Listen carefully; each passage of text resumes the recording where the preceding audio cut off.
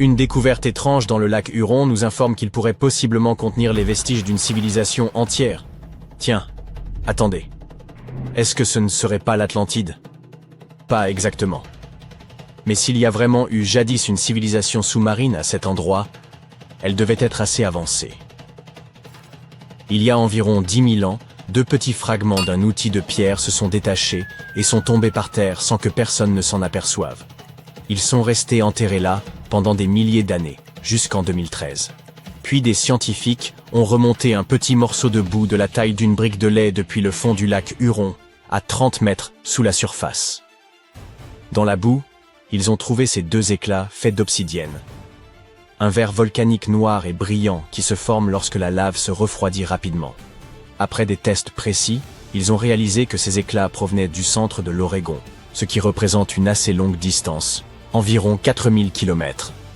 Ce site préhistorique des Grands Lacs a été découvert sur la crête Alpena Amberley, une formation sous-marine qui reliait autrefois ce qui est aujourd'hui le Michigan et l'Ontario. À l'époque, c'était des terres sèches. Les premiers humains y construisirent des pièges pour animaux, le caribou par exemple.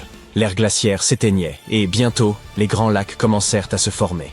L'obsidienne était le matériau high-tech des temps anciens. Elle est extrêmement tranchante et parfaite pour fabriquer des outils. Si vous étudiez attentivement ces éclats, vous ne pourrez pas douter que les outils dont ils proviennent furent de fabriquer de main d'homme. La façon dont ils ont été taillés évoque un travail des plus minutieux. Ces anciennes populations ne fabriquaient donc pas seulement des outils élémentaires, ils avaient également accès à de l'obsidienne venue de contrées extrêmement lointaines. On pense en conséquence qu'il existait déjà à l'époque un immense réseau commercial. Depuis plus d'un siècle, des gens émettent l'hypothèse que des sociétés anciennes pourraient avoir existé sous les Grands Lacs, mais personne n'en a jamais eu la preuve. C'est pourquoi les travaux sur ce site archéologique submergé sont si importants. Une équipe de chercheurs tente depuis plus de 10 ans d'en apprendre davantage sur ces ruines vieilles de 10 000 ans et sur la civilisation qui les aurait laissées derrière elles. L'eau glacée du lac Huron a agi comme une capsule temporelle qui a permis de préserver des choses pendant des milliers d'années. Jusqu'à présent, les chercheurs ont trouvé non seulement des outils en pierre, mais aussi des arbres millénaires avec leurs racines encore intactes et des tourbières sous-marines où ont été préservées des graines et des feuilles.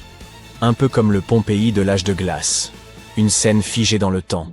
Ces découvertes aident également les scientifiques à concevoir de nouvelles méthodes d'archéologie sous-marine.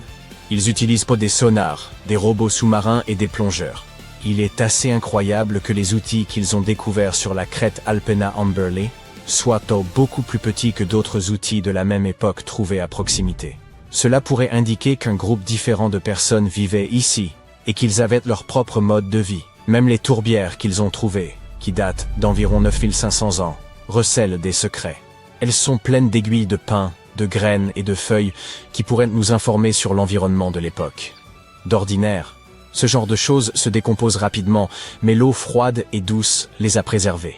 L'équipe du Michigan collabore avec des scientifiques basés à Cambridge, en Angleterre, pour extraire l'ADN de ces restes. Si cela fonctionne, nous pourrions enfin savoir quel type d'animaux vivaient là, et peut-être même plus. Ils ont encore des années de travail sur ce site préhistorique des Grands Lacs. Un autre célèbre site archéologique submergé est la cité perdue de Pavlopétrie. Les archéologues pensent qu'il s'agit de la plus ancienne ville engloutie du monde, tout au moins selon nos connaissances actuelles. Pavlopétrie a environ 5000 ans. Cela signifie qu'elle existait bien avant les légendaires héros grecs des récits d'Homère. Les scientifiques l'ont aperçue pour la première fois en 1904, puis l'ont oubliée jusqu'en 1967, lorsque Nicholas Fleming l'a redécouverte. Il l'a décrite comme une ville de l'âge du bronze, désormais engloutie sous 3 à 4 mètres d'eau. Un an plus tard, il est revenu avec une équipe de scientifiques pour en étudier les ruines. En l'espace de 6 semaines, en utilisant uniquement des rubans métriques et une grille élémentaire, ils ont réussi à cartographier la ville. Ils ont constaté qu'elle s'étendait sur environ 300 par 150 mètres et comportait au moins 15 bâtiments, des cours, 5 rues, 2 tombeaux et environ 37 petites tombes en pierre. Ils ont également trouvé des indices indiquant que les ruines se poursuivaient sur l'île voisine de Pavlopétrie elle-même. Ils ont déterré des poteries incroyables, des lames en obsidienne et en chaille, et même une minuscule figurine en bronze qui pourrait dater de l'an 2800 avant l'ère commune. Cependant, la plupart des bâtiments proviennent de la période comprise entre 1650 et 1180, avant l'ère commune. Ensuite, les scientifiques ont de nouveau abandonné le site jusqu'en 2009, lorsqu'une équipe de chercheurs a lancé un nouveau projet quinquennal, dont la mission était d'explorer en profondeur l'histoire de Pavlopétrie. Cette fois, ils disposaient d'outils de cartographie numérique et de meilleurs équipements de plongée, ce qui leur a permis d'explorer et même de faire des fouilles sous-marines. Ils ont découvert 9000 mètres carrés supplémentaires de bâtiments, y compris une grande salle et des rues cachées. De plus, ils ont déterré d'autres poteries qui leur ont indiqué que des gens avaient vécu là entre 3000 et 1100 avant l'ère commune, et que la ville comptait une population de 500 à 2000 personnes. Personne ne sait avec certitude comment cette cité a fini sous l'eau, mais beaucoup de scientifiques pensent que ce fut à cause d'un tremblement de terre, peut-être vers l'an 1000 avant l'ère commune, ou même aussi tardivement que l'an 375 de notre ère, parce que c'est la plus ancienne ville sous-marine jamais découverte. Certaines personnes croient même que Pavlopétrie pourrait avoir inspiré la légende de l'Atlantide. Un autre prétendant au titre d'Atlantide se trouve près du Japon. En 1986, un plongeur local explorait les eaux près des îles Ryukyu lorsqu'il découvrit une structure géante faite de marches parfaitement formées et aux bords tranchants. Elle se trouvait à 25 mètres sous l'eau. Aujourd'hui, le monument Yonaguni reste l'un des sites sous-marins les plus mystérieux de la planète. La structure mesure presque la moitié d'un terrain de football, environ 50 mètres de long et 20 mètres de large. Elle ressemble à une immense pyramide de pierre, avec des plateformes superposées et des marches empilées les unes sur les autres. Personne ne sait vraiment d'où elle vient, ni qui l'a construite. Certains experts pensent que le monument pourrait avoir plus de 10 000 ans, ce qui le rendrait plus ancien que les pyramides égyptiennes. Une théorie suggère qu'il pourrait s'agir des derniers vestiges d'une civilisation perdue portant le nom de Mu, une société mythique du Pacifique similaire à l'Atlantide. D'autres pensent que c'est un peuple ancien, qui vivait au Japon, dès l'an 12 000 avant notre ère, le peuple Jomon, qui l'aurait construite. Mais de nombreux scientifiques et géologues sont sceptiques quant à cette possible civilisation sous-marine. Même si Yonaguni possède des passages étroits, des ouvertures en arc et des angles droits, qui ressemblent presque à des pâtés de maison. Ils disent que le site ressemble davantage à une formation rocheuse naturelle, comme la chaussée des géants en Irlande du Nord, par exemple.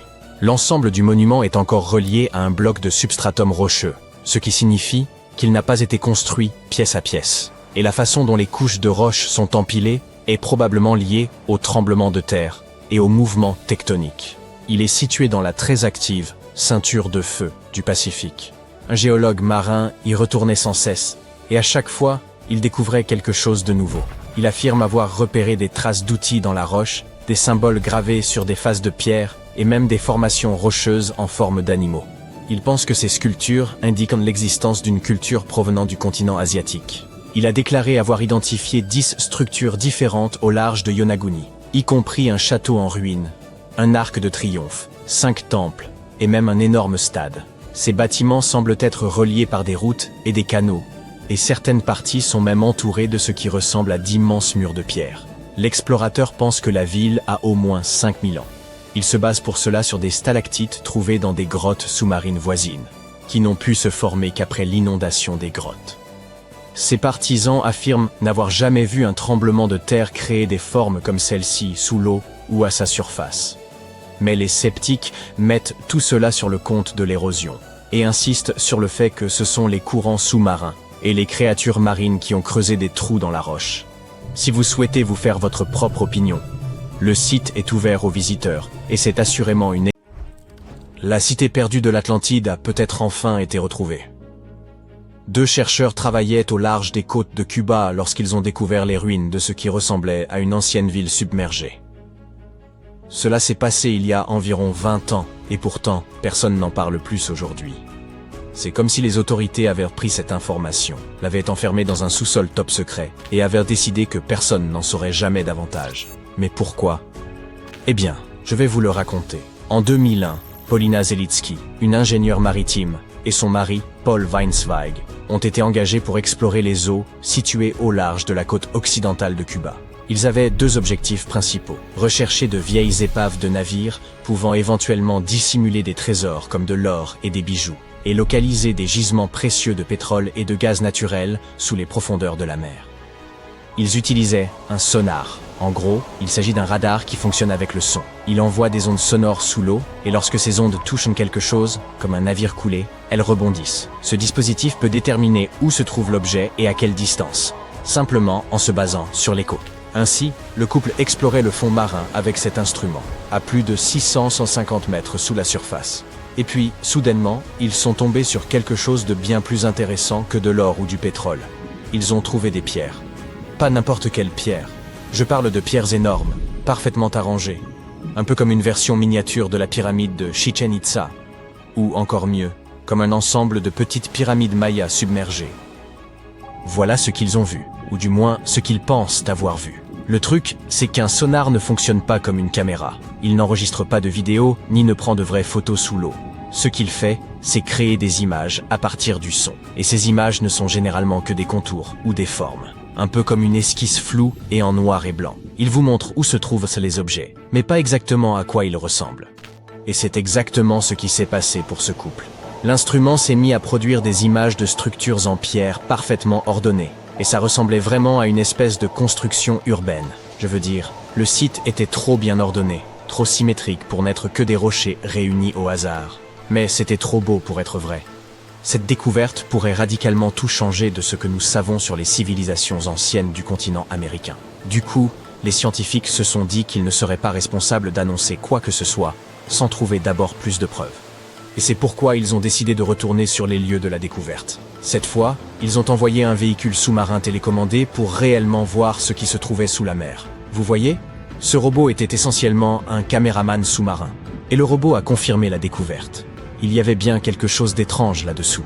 Le site ressemblait à une ancienne cité faite d'énormes blocs de granit lisse. Ces pierres mesuraient environ 2,5 mètres sur 3. Certaines étaient pyramidales, d'autres rondes. Certaines semblaient avoir été taillées puis empilées les unes sur les autres, tandis que d'autres paraissaient isolées.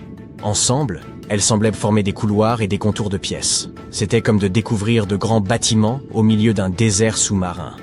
Ces images furent suffisantes pour que Zelitsky scelle l'accord. À l'époque, elle a confirmé que cette structure incroyable, selon ses propres mots, pourrait avoir été un grand centre urbain. Encore une fois, ce sont ses mots. Puis le couple a commencé à spéculer. Ils ont dit que ces structures avaient probablement été construites il y a plus de 6000 ans, ce qui les rendait plus anciennes que les grandes pyramides d'Égypte. C'est même plus ancien que les Mayas eux-mêmes. Vous savez, la civilisation qui vivait autrefois sur le continent américain et qui est célèbre pour ses temples sophistiqués.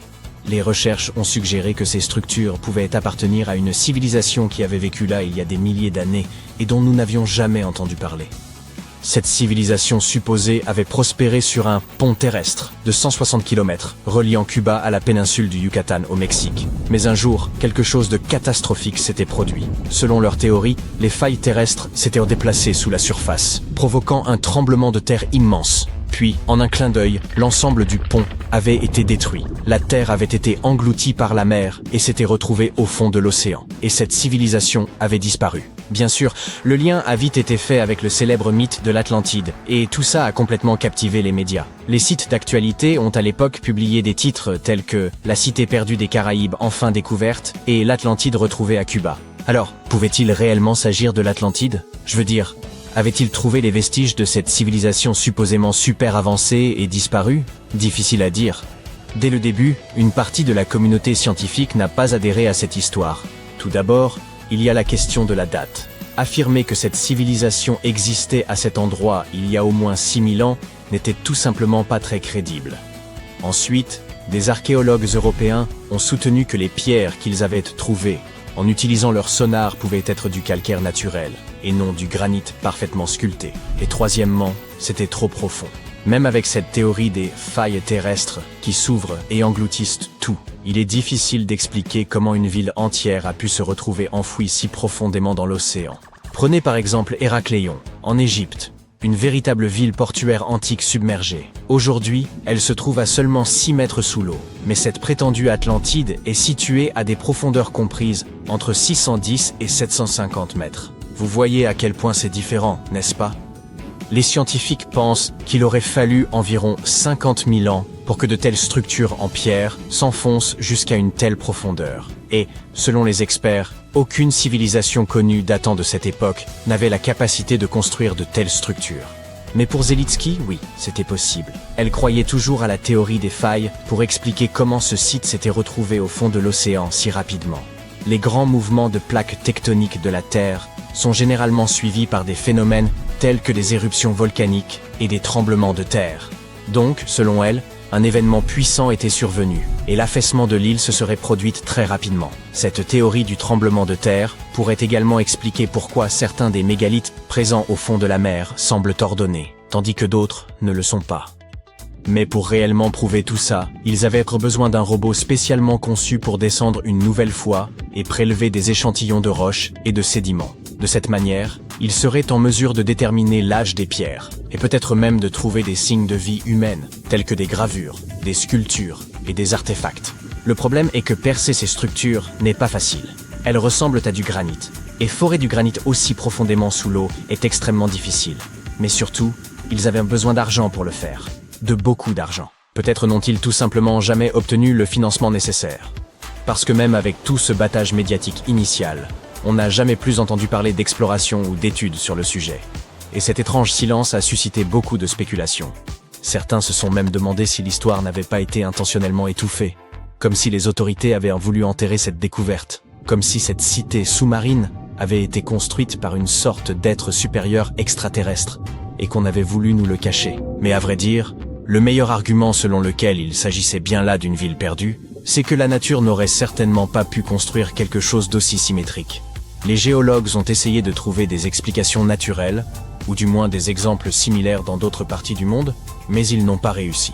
Toutefois, le simple fait que nous n'ayons pas trouvé d'explication ne signifie pas que l'hypothèse naturelle soit impossible. La nature peut créer des choses assez surprenantes et inattendues. Alors honnêtement, les arguments du type « c'est trop parfait pour être naturel » sont plutôt faibles. Ce qui s'est probablement passé, c'est que les experts n'étaient tout simplement pas convaincus qu'il s'agissait réellement d'une ville engloutie.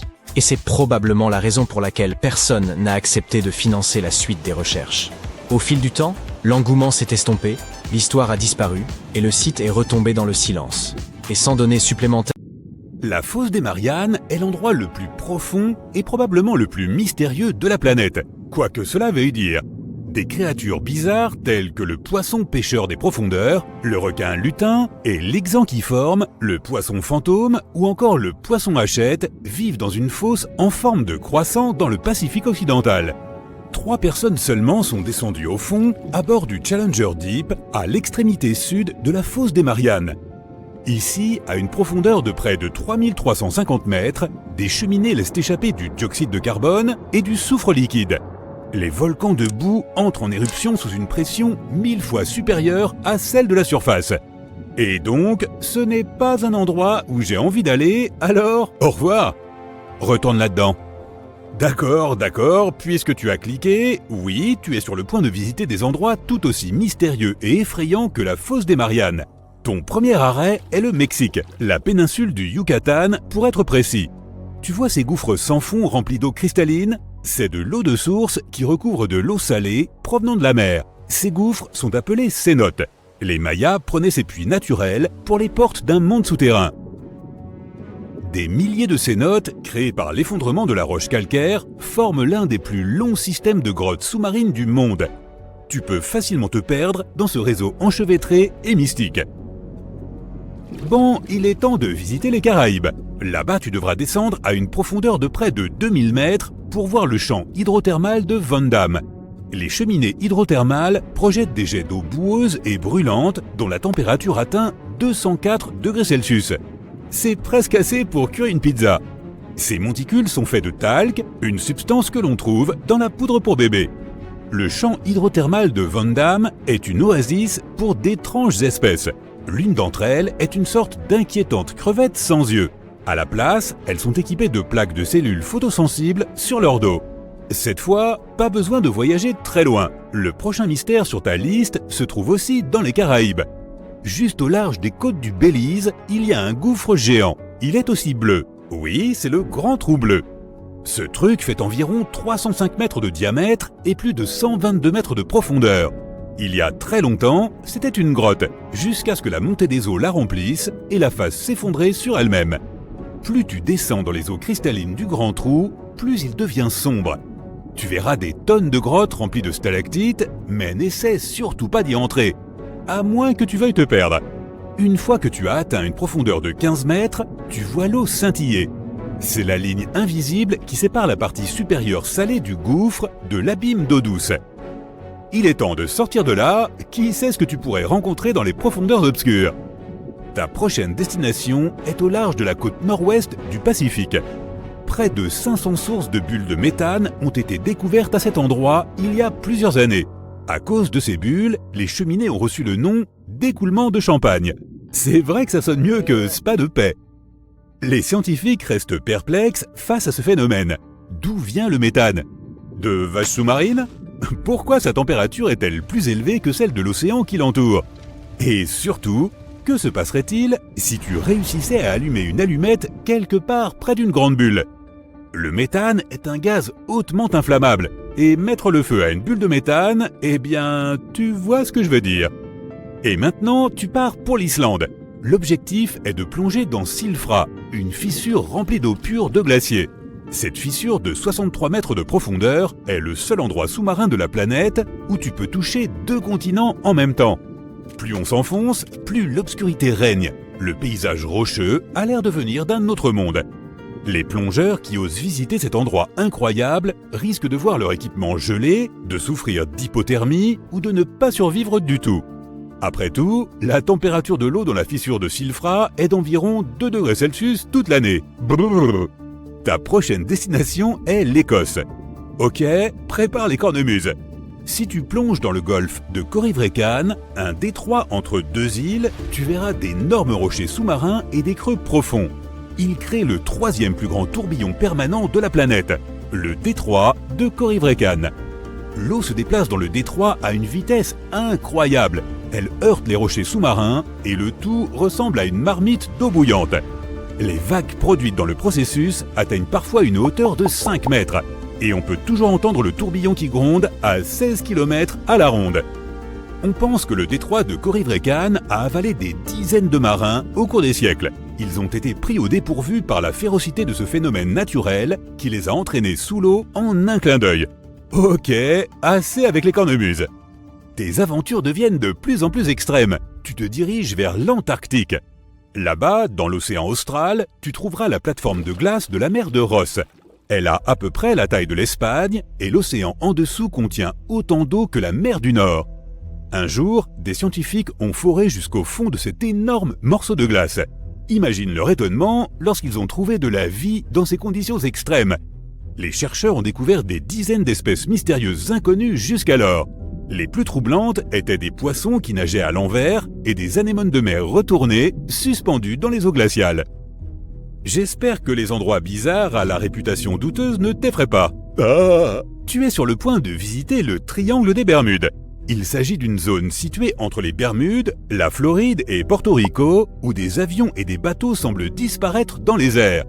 Ce lieu a attiré l'attention pour la première fois en 1945. C'est alors que 5 avions de la marine américaine ont disparu pendant un entraînement. Avant que le contact radio soit perdu, le chef de vol a dit « Nous entrons dans les eaux vives, quelque chose ne tourne pas rond ». Après cela, les avions et les 14 hommes qui les pilotaient ont disparu. Ce qui est encore plus effrayant, c'est qu'un avion de secours avec 13 personnes à bord n'est jamais revenu non plus. Certaines personnes pensent que la cité mythique de l'Atlantide se trouve au fond du triangle. Ils affirment que ses habitants utilisent des technologies extraterrestres pour couler des navires et faire tomber des avions. D'autres attribuent la faute à des phénomènes naturels rares et inconnus, par exemple des anomalies magnétiques ou des énormes poches de méthane inflammables. On recommence. Alors si un éclair enflammait une bulle de méthane géante près d'un navire ou d'un avion, cela pourrait probablement le faire couler sans laisser de traces, sauf l'odeur. Mais le méthane se trouve partout dans le monde et il ne se comporte jamais de cette façon. Certains experts ne sont pas sûrs qu'il y ait un mystère à expliquer quoi qu'il en soit. De nombreuses routes maritimes très fréquentées passent par cette zone. Pas étonnant que des navires et des avions y coulent plus que partout ailleurs. Prépare des vêtements chauds, tu pars à nouveau vers le nord. Ta destination est le cap Désolation au Groenland. Sympa comme endroit. En 2012, des chercheurs canadiens ont prélevé des échantillons d'eau dans cette zone. Et leur équipement est revenu à la surface avec des morceaux de corail accrochés dessus. C'est ainsi qu'un récif corallien d'eau froide a été découvert par hasard. Ces coraux rosés uniques peuvent facilement se passer de la lumière du soleil et vivent dans de forts courants à 914 mètres sous la surface. Un autre endroit unique à ne pas manquer se trouve entre le Groenland et la Sibérie. La dorsale de Gäkel est la partie la plus profonde et la plus éloignée du système mondial de dorsales médio-océaniques. À certains endroits, elle atteint une profondeur de plus de 5 km. Il est normal que les coins les plus sombres de ce monde sous-marin restent inexplorés. Des réactions chimiques fascinantes se déroulent au fond de la dorsale, produisant des fluides chauds riches en minéraux. Ils jaillissent des cheminées du plancher océanique comme des étudiants de première année lors d'une fête clandestine. Et comme ces cheminées sont isolées du reste de l'océan, ce sont des points chauds pour des créatures bizarres qu'on ne trouve nulle part ailleurs dans le monde. Ton prochain arrêt est juste au large des côtes de Cuba. Colonnes circulaires, sol pavé, structures symétriques en pierre, voilà à quoi ressemble la ville sous-marine cubaine. Que s'est-il passé ici? Comment une grande ville a-t-elle sombré à une profondeur de plus de 610 mètres? Beaucoup de gens pensent que ce sont les ruines d'une civilisation depuis longtemps oubliée. Mais les scientifiques ont des doutes. Ils affirment que la cité perdue n'est rien d'autre qu'un phénomène naturel apparu il y a environ 5 millions d'années. Les structures en forme de disques et de beignets apparaissent souvent autour des zones du plancher océanique où se libèrent les gaz naturels. Encore et toujours ces gaz. Lorsque tu viens visiter la mer des Sargasses au milieu de l'océan Atlantique Nord, tu ne trouves pas ses côtes. Au lieu de cela, elle est entourée de puissants courants océaniques. Ce sont ces mêmes courants qui transforment la mer en une gigantesque formation d'algues brunes et denses. Au XIXe siècle, un navire français a été découvert dans la mer des Sargasses. Ses voiles étaient déployées, mais il n'y avait pas un seul membre d'équipage à bord. Cette disparition mystérieuse a longtemps laissé penser que ces algues étaient carnivores. La mer des Sargasses est en effet un endroit étrange. Elle est toujours étrangement calme et anormalement chaude, bien qu'elle soit entourée par les eaux glacées de l'océan Atlantique. Est-ce que l'un de ces endroits bizarres pourrait abriter le plus grand prédateur marin de tous les temps, le mégalodon? Les dents de ce requin géant, dont certaines sont plus grandes que la main d'un homme adulte, ont été retrouvées à peu près partout dans le monde. Mais comme ces créatures préféraient les eaux chaudes et peu profondes, elles vivaient le long des côtes de tous les continents, à l'exception de l'Antarctique. En d'autres termes, ce serait une perte de temps de chercher le prédateur géant dans les profondeurs de la fosse des Mariannes, au Groenland ou dans les cénotes mexicains. Mais alors, pourrait-il choisir les eaux des Caraïbes pour se cacher de l'agitation du monde moderne? Ne te fais pas d'illusions, rien ne prouve à ce jour l'existence du mégalodon. Ce n'était pas un animal timide et insaisissable. Et toujours est-il que personne n'a vu ce requin géant rôder dans les parages récemment, pas même près des spas de paix. Tenez-vous prêts, car l'un des volcans les plus actifs du Pacifique pourrait entrer en éruption d'un moment à l'autre. Les chercheurs qui scrutent le mont sous-marin axial, un immense réservoir de lave, non loin des côtes de l'Oregon, estiment qu'il pourrait se manifester à tout instant, d'aujourd'hui jusqu'au début de 2026. Bien que totalement immergé, ne vous laissez pas abuser par le couvert de l'océan. Ce colosse atteint presque 3 fois la hauteur de l'Empire State Building. À mesure qu'il se dilate, tel un soufflet prêt à déborder dans une cuisine étoilée, les scientifiques frémissent d'anticipation, au point de préparer une retransmission en direct de l'éruption. Oui, vous avez bien entendu. Voici ce qu'il faut savoir. Si ce volcan est sur le point de se manifester, c'est parce qu'il gonfle à une vitesse préoccupante. Ces derniers mois, les scientifiques ont observé un soulèvement du plancher océanique, comme si Axial imitait maladroitement un matelas à eau rempli de roches en fusion. Ce phénomène, qu'ils nomment inflation, n'a rien à voir avec les excès d'un repas de fête. En langage volcanologique, cela signifie que du magma s'accumule sous la croûte, provoquant un renflement inquiétant du fond marin, analogue à un soufflet sur le point de s'affaisser. Une éruption volcanique sous-marine ne vous paraît peut-être pas si spectaculaire. Pourtant, c'est dans les abysses que la majorité de l'activité volcanique terrestre se produit. Croyez-le ou non, plus d'1 million de volcans sommeillent actuellement sous la surface des océans, déversant silencieusement leur lave. Le plancher océanique constitue le plus vaste foyer volcanique de notre planète. Ce qui confère au mont Axial un attrait si particulier, c'est la rigueur avec laquelle il est surveillé, sans équivalent parmi les volcans sous-marins. Il s'apparente à la vedette d'un programme de télé-réalité géologique, observé par un réseau sophistiqué d'instruments disposés sur le fond marin, transmettant en temps réel des données sur les flux magmatiques, les secousses telluriques et les déformations de la croûte terrestre. Le mont Axial héberge en effet le tout premier observatoire volcanique sous-marin jamais établi.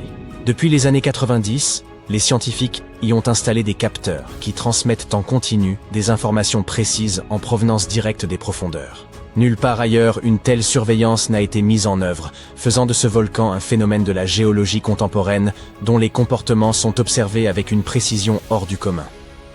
Axial, en plus d'être actif, est d'une prévisibilité presque comique. Ces éruptions suivent un rythme d'environ 10 ans, 1998, 2011, 2015, et, fidèlement à ce cycle, il semble se préparer pour la suivante. À la mi-2024, son gonflement égalait presque celui observé avant sa dernière éruption, ce qui signifie que le compte à rebours est lancé. Les chercheurs, certains de ce calendrier, ont même mis en place un calendrier de lavande volcanique, en attendant qu'Axial entre de nouveau en scène.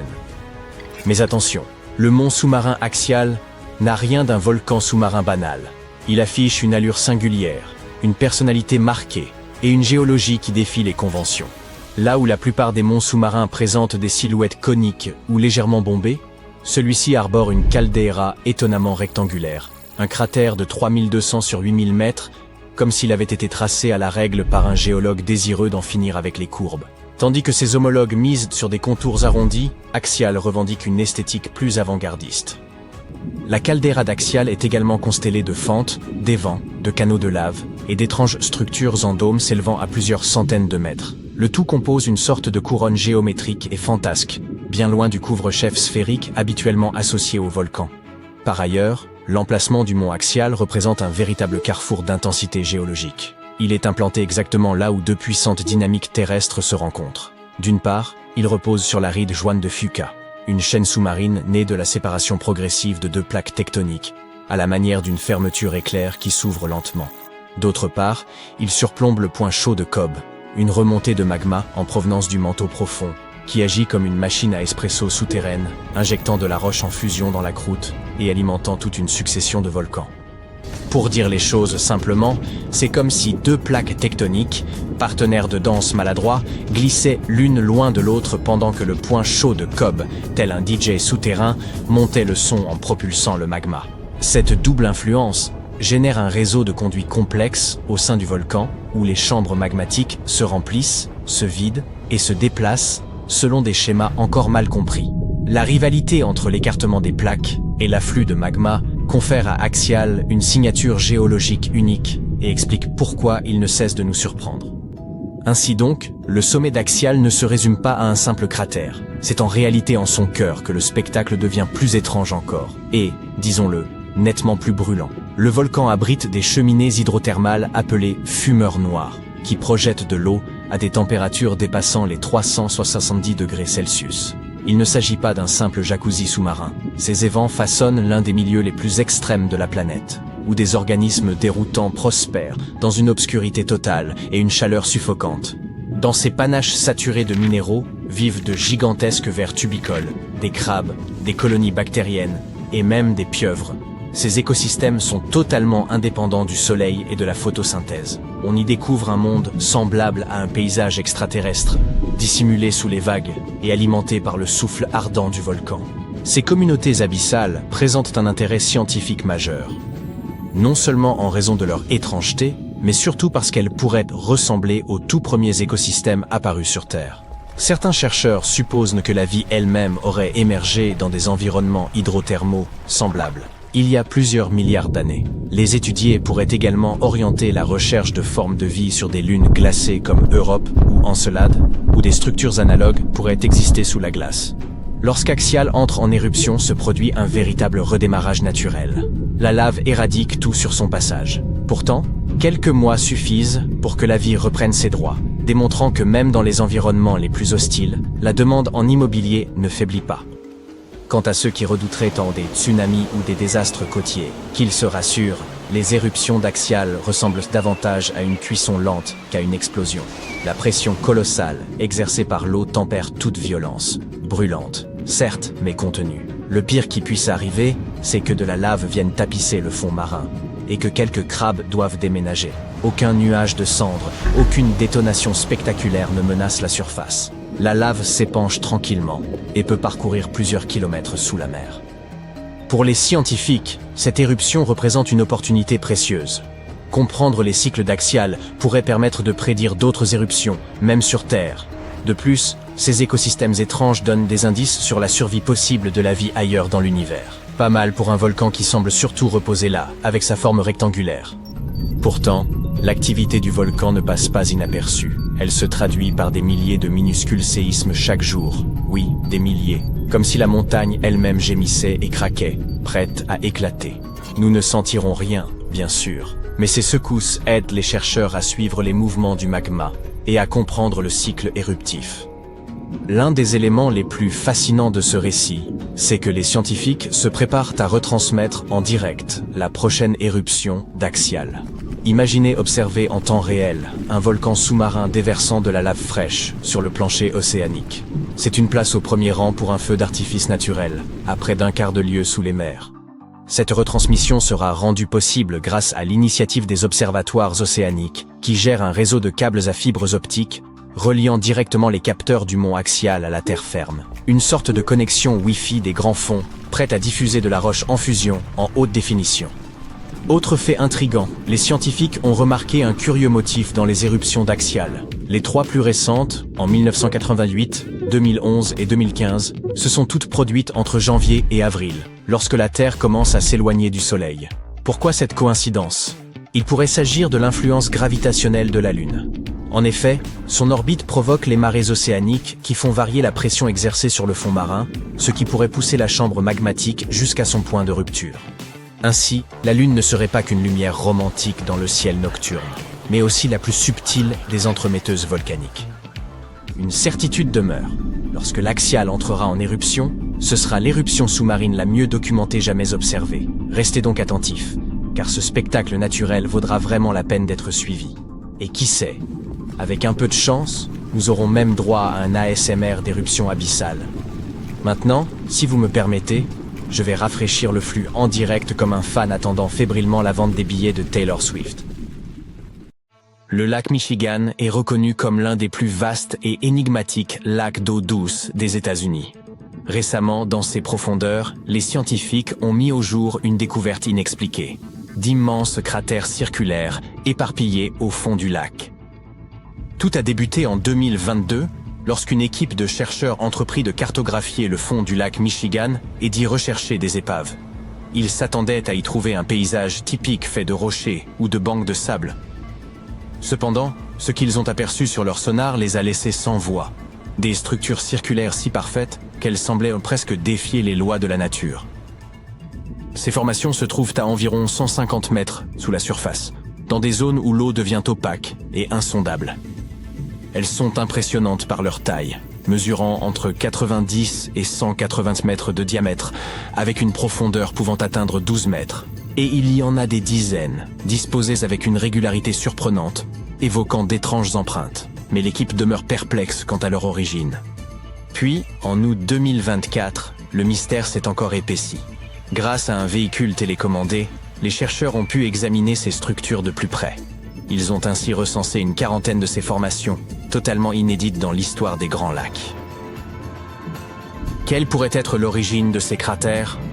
Serait-il possible qu'ils soient les traces d'un ancien événement géologique tombé dans l'oubli? Si tel est le cas, il est intriguant de constater qu'ils soient demeurés intacts, préservés des perturbations au fil du temps. Différentes hypothèses ont émergé. Parmi elles, la possibilité qu'il s'agisse de dolines, ces effondrements soudains de la surface terrestre qui laissent apparaître des cavités béantes. La roche située sous la surface, souvent constituée de calcaire, se dissout lentement sous l'effet de l'eau, ce qui génère des cavités souterraines. Lorsque la surface située au-dessus de ces cavités devient incapable de supporter son propre poids, elle finit par s'effondrer, formant ainsi un trou. Imaginez cela comme lorsque vous enfoncez une paille à travers l'opercule d'une boisson. Les dolines peuvent être des creux modestes ou des cavités gigantesques pouvant atteindre jusqu'à 600 mètres de diamètre. Elles peuvent se former peu à peu ou apparaître brusquement. Parfois, elles sont capables d'engloutir des voitures, voire des bâtiments entiers. Le lac Michigan repose sur un substrat rocheux, composé de calcaire, une roche qui s'érode facilement sous l'action de l'eau. Ce phénomène a déjà été observé dans le lac Huron, où des dolines similaires ont été identifiées. Cependant, cette théorie présente certaines incohérences, pour ne pas dire des failles. Il est ainsi étonnant que toutes ces formations soient aussi imposantes. Et il est inhabituel, voire rare, que des dolines se forment dans le lit d'un lac. En outre, ces structures semblent s'organiser en un motif linéaire. Elles s'étendent principalement vers le sud, formant une ligne diffuse, ce qui est pour le moins curieux. Si ces formations sont réellement des dolines, elles semblent défier les règles de la géologie. Il pourrait également s'agir d'un processus nouveau et inhabituel, encore inconnu, qui se produirait sous la surface du lac. Mais une autre théorie pourrait expliquer ce mystère, celle des glaciers. Les glaciers, véritables fleuves de glace, ont couvert une grande partie de la Terre lors de la dernière ère glaciaire. Leur puissance est prodigieuse. Bien qu'ils avancent lentement, parfois de seulement quelques centimètres par jour, leur poids colossal leur permet de remodeler entièrement des paysages au fil des millénaires. En avançant, les glaciers broient et creusent les terrains situés sous eux, tels d'immenses bulldozers naturels. Leur masse, combinée à leur mouvement inexorable, érode tout sur son passage, qu'il s'agisse de roches, de sol ou même du substrat rocheux. Ce processus peut aboutir à la formation de profondes entailles dans la croûte terrestre, appelées vallées glaciaires. Durant l'âge de glace, de nombreux glaciers recouvraient le nord des États-Unis, y compris la région des Grands Lacs.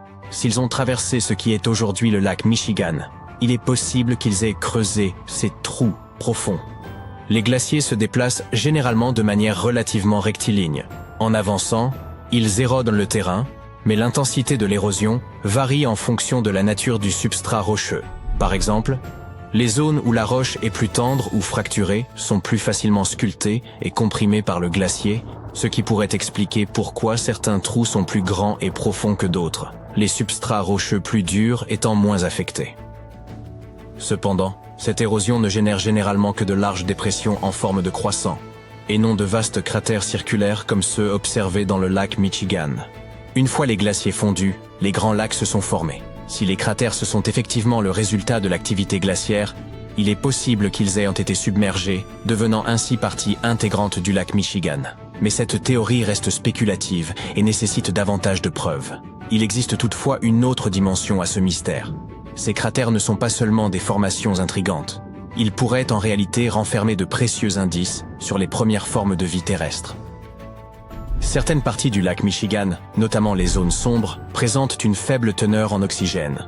On pourrait les considérer comme une version édulcorée des environnements océaniques profonds, souvent caractérisés par une grande absence d'oxygène. Par exemple, les évents hydrothermaux des grands fonds, des ouvertures sous-marines dans la croûte terrestre, contenant de l'eau chaude et minéralisée, et où l'oxygène est souvent rare.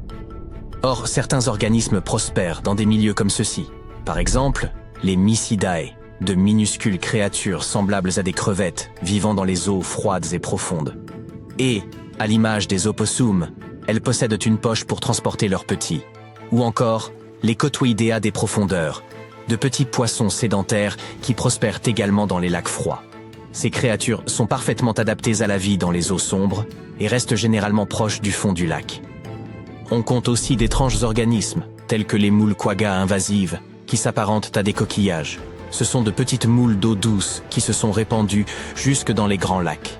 Elles s'accrochent aux surfaces et peuvent causer des problèmes aux écosystèmes en concurrençant les espèces indigènes pour la nourriture et l'espace. Tous ces organismes pourraient se trouver dans le lac Michigan, et même bien d'autres. Il pourrait se trouver des microbes ou même des bactéries spécialement adaptées à ces conditions extrêmes, tout comme c'était le cas dans le lac Huron. Il n'y a qu'un petit nombre de créatures capables de survivre profondément à l'intérieur de ces cratères. Et leur étude pourrait nous offrir de précieux indices sur la manière dont la vie a prospéré dans les anciens océans, pauvres en oxygène. C'est précisément dans des environnements similaires que certaines des premières formes de vie se sont épanouies. La Terre primitive possédait une atmosphère contenant peu d'oxygène, mais était bien plus chaude, et d'anciens micro-organismes s'étaient adaptés à ces conditions. Les grands lacs, notamment le lac Michigan, ont toujours eu une réputation quelque peu fantomatique. Rien que cette mission qui avait été organisée pour étudier les épaves, il y en avait environ 6000 dans les grands lacs. De nombreuses épaves reposent encore sur les fonds lacustres, préservés par les eaux froides. Et les naufrages ne sont pas les seuls phénomènes étranges liés aux grands lacs. Au fil des ans, nombre de disparitions sont restées inexpliquées. Des bateaux et même des avions volatilisés sans laisser de traces. Les lacs, souvent calmes en surface, peuvent soudain s'avérer dangereux avec des tempêtes imprévisibles et de grandes vagues, menant à ces nombreuses catastrophes. Sans même parler de toutes les choses effrayantes observées là-bas au fil des siècles, comme les lumières fantomatiques au-dessus de l'eau ou des phénomènes météorologiques étranges tels que des brumes inquiétantes qui semblent surgir de nulle part. En 2007, une structure préhistorique, ressemblant un peu à Stonehenge, a même été découverte dans le lac, bien qu'elle soit beaucoup plus petite. Il se trouvait à environ 12 mètres sous la surface, au cœur de la baie de Grand Traverse. On estime qu'il aurait près de 9000 ans, soit bien plus vieux que Stonehenge. Il semble être une empreinte de ceux qui ont vécu dans cette région il y a des millénaires. Ces pierres massives sont disposées selon un motif sinueux s'étendant sur plus d'1 kilomètre. Elles varient en taille, allant de celle d'un ballon de basket à celle de voitures compactes. Cependant, l'une d'entre elles se distingue particulièrement. Un rocher mesurant entre 1,10 m et 1,20 m de hauteur pour 1,50 m de large, orné de l'image d'un mastodonte. Une créature qui parcourait la Terre il y a environ 11 000 ans avant de disparaître. Il est probable qu'il se soit enfoncé à cet endroit à la fin de la dernière ère glaciaire, mentionnée un peu plus tôt. Cette période a profondément remodelé la région. Tandis que cet emplacement est aujourd'hui submergé, il s'agissait à l'époque de terre ferme. Ces pierres semblent donc avoir été créées par les gens qui habitaient dans les lieux, bien que leur fonction reste incertaine. Marquait-elle un terrain de chasse ? Ou bien s'agissait-il d'un ancien calendrier ? Qui sait ? À peine 15% du fond des grands lacs a été exploré. Aujourd'hui, les scientifiques s'apprêtent à mener des recherches beaucoup plus approfondies, tant sur le plan littéral que métaphorique. Ils souhaitent analyser le fond du lac qui entoure ces cratères, dans l'espoir que certains éléments présents dans leur environnement aient pu être à l'origine de leur formation.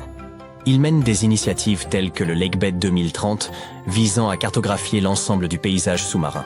Cela nous permettrait d'en apprendre énormément sur le lac Michigan et le passé de notre planète. Qui sait quels secrets ces eaux sombres pour... Imagine que tu es en train de surfer sur une vague parfaite et que soudainement elle se fige. Ça a l'air effrayant. Mais ça ne peut pas arriver dans la vraie vie, si ? Eh bien si.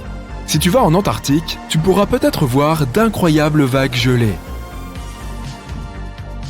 Ces vagues se produisent lorsque la glace est comprimée et que la pression toujours plus forte fait sortir les bulles d'air. Quant à la magnifique couleur bleue, elle est le résultat de la fonte et du regel de la glace. Lorsque l'été arrive, une rivière d'apparence ordinaire en Colombie se transforme en un arc-en-ciel liquide.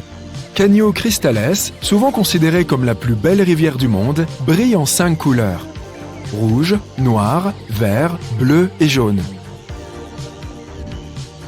Elle n'arbore cet aspect que pendant 6 mois de l'année, car la plante aquatique qui lui donne ses teintes vives a besoin du bon niveau d'eau et de la bonne quantité de soleil pour opérer sa magie. L'Australie abrite une chute d'eau horizontale unique sur la côte de la région de Kimberley. Ce n'est en réalité qu'un flux de marées rapides qui se déplace à travers 2 rochers étroits et alignés. Les marées peuvent s'élever de 9 mètres. Les chutes s'inversent chaque fois que la marée change. Le plus gros rocher du monde se trouve aussi en Australie. Uluru est si gros qu'il ressemble à une grande colline. Il a une circonférence de 10 km et mesure 350 mètres de haut. Les bords sont érodés car le rocher est là depuis toujours.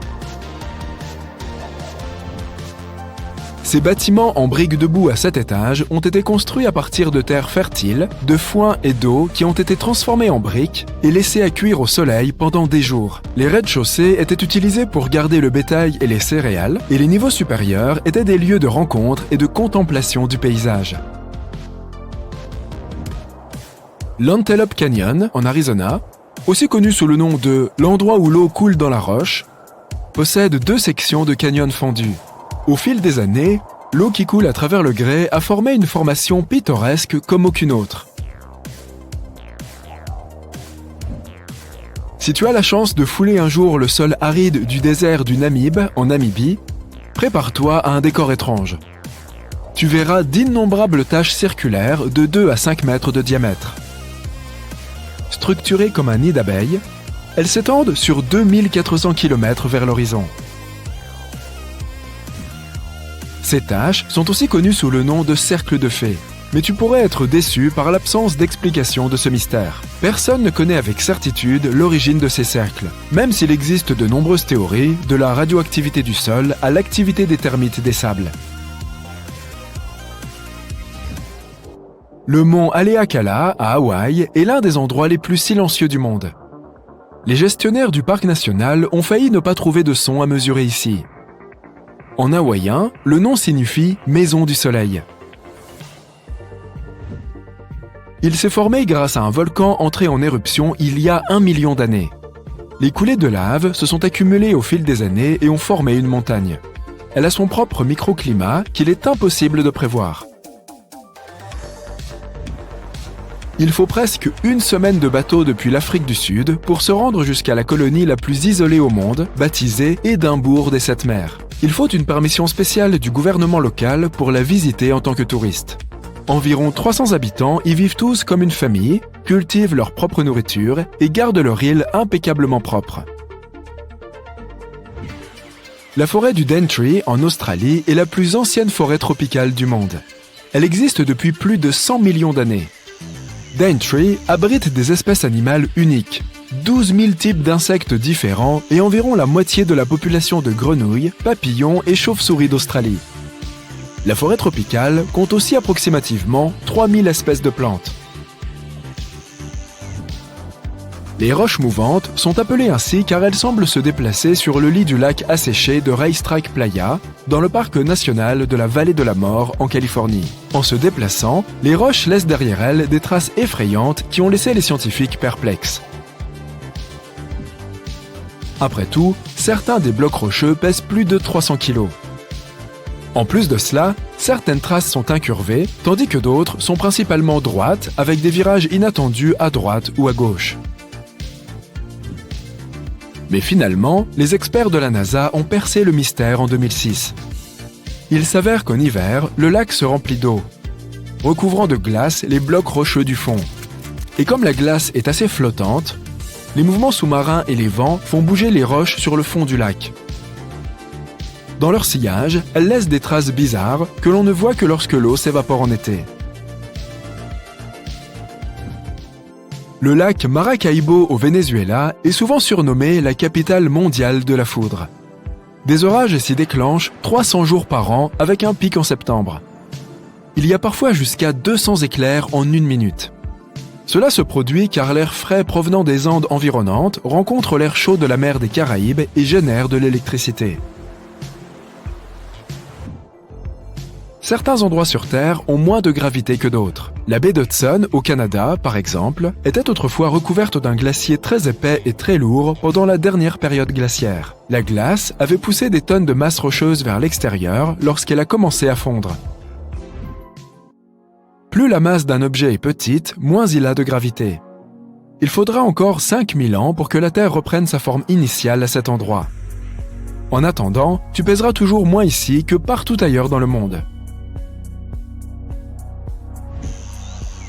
Le lac des 5 fleurs, dans la vallée de Jiuzhaigou en Chine, change de couleur, passant du jaune ambre au vert émeraude, du jade foncé au turquoise clair et parfois au corail. Il ne gèle jamais grâce aux sources chaudes sous-marines et ne fond ni ne s'assèche pas, contrairement aux autres lacs voisins. Les locaux disent qu'il est constitué de morceaux d'un miroir tombé du ciel.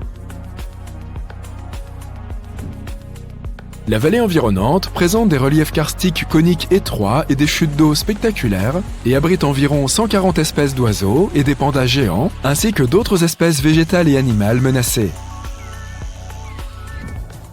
Le cap Denison, dans la baie du Commonwealth, en Antarctique, est l'endroit le plus venteux de la planète. Il présente des vents descendants inhabituels.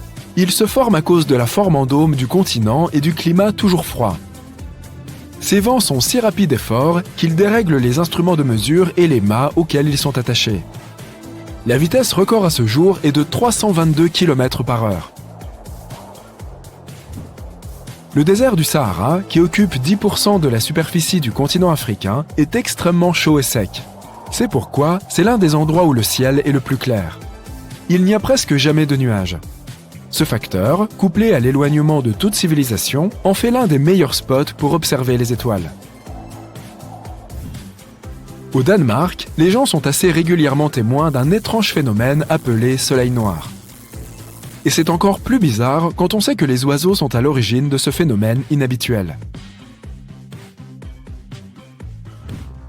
Chaque printemps et automne, des millions d'étourneaux entament leur migration annuelle depuis la Suède, la Finlande et la Norvège vers la Grande-Bretagne, la Belgique et la France. Le Danemark est l'endroit où tu peux observer le Sortsol, le nom danois du soleil noir.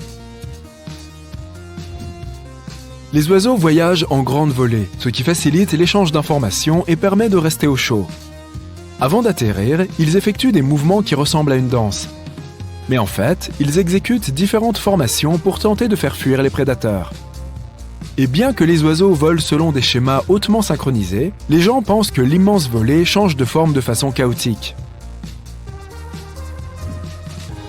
Le soleil noir ne dure que 20 minutes pendant le coucher du soleil, et il faut être soit rapide, soit chanceux pour voir ce phénomène. Le secret de la couleur bonbon de la plage de sable rose de la Barbade réside dans les coraux écrasés qui s'y trouvent et les minuscules organismes rouges unicellulaires qui vivent en dessous. Tu peux voir cette fameuse teinte lorsque les vagues sont assez fortes pour emporter ce mélange sur le rivage. Le secret de la propreté impeccable de cet endroit est qu'il n'a pas d'installation publique et qu'il est moins fréquenté que les autres îles des Caraïbes. Il a fallu des milliers d'années pour former les étangs de Picanini en Australie. Pendant tout ce temps, l'eau douce souterraine est remontée lentement à la surface à travers le calcaire. Cela a formé une grande caverne sous-marine aux parois de calcaire blanc. Il faut un permis spécial pour plonger ici, mais ça en vaut vraiment la peine. La cascade de Baatara Gorge présente 3 ponts naturels que tout le monde peut traverser afin de prendre de superbes photos et même faire un pique-nique. La cascade est le résultat de l'érosion du calcaire qui dure depuis des millions d'années, même si on dirait que quelqu'un a fait un trou en plein milieu. Elle est située dans le village de la Tanourine, qui se trouve à seulement 2 heures de la capitale libanaise, Beyrouth. Un village de l'état de Meghalaya, en Inde, est connu pour être le plus humide de la planète, selon le Guinness des records. Les précipitations annuelles moyennes y sont d'environ 12 000 mm. C'est le résultat des vents de mousson chauds et humides venant du golfe du Bengale qui apportent des nuages pleins de pluie. Elles se déversent dans les rivières et les chutes d'eau et ne s'arrêtent jamais. Les habitants qui travaillent dans les champs portent toujours des couvertures en forme de panier pour se protéger tant bien que mal. Le village de Leknes, qui compte environ 3500 habitants, est situé en Norvège, au-dessus du cercle polaire. Il bénéficie d'un climat exceptionnellement doux par rapport à d'autres endroits situés à la même latitude. En janvier, la température minimum moyenne est de 0 degré Celsius et descend rarement en dessous de -1 degré Celsius. En juillet, la température moyenne est de 12 degrés Celsius, ce qui est assez commun pour de nombreux autres endroits en Europe.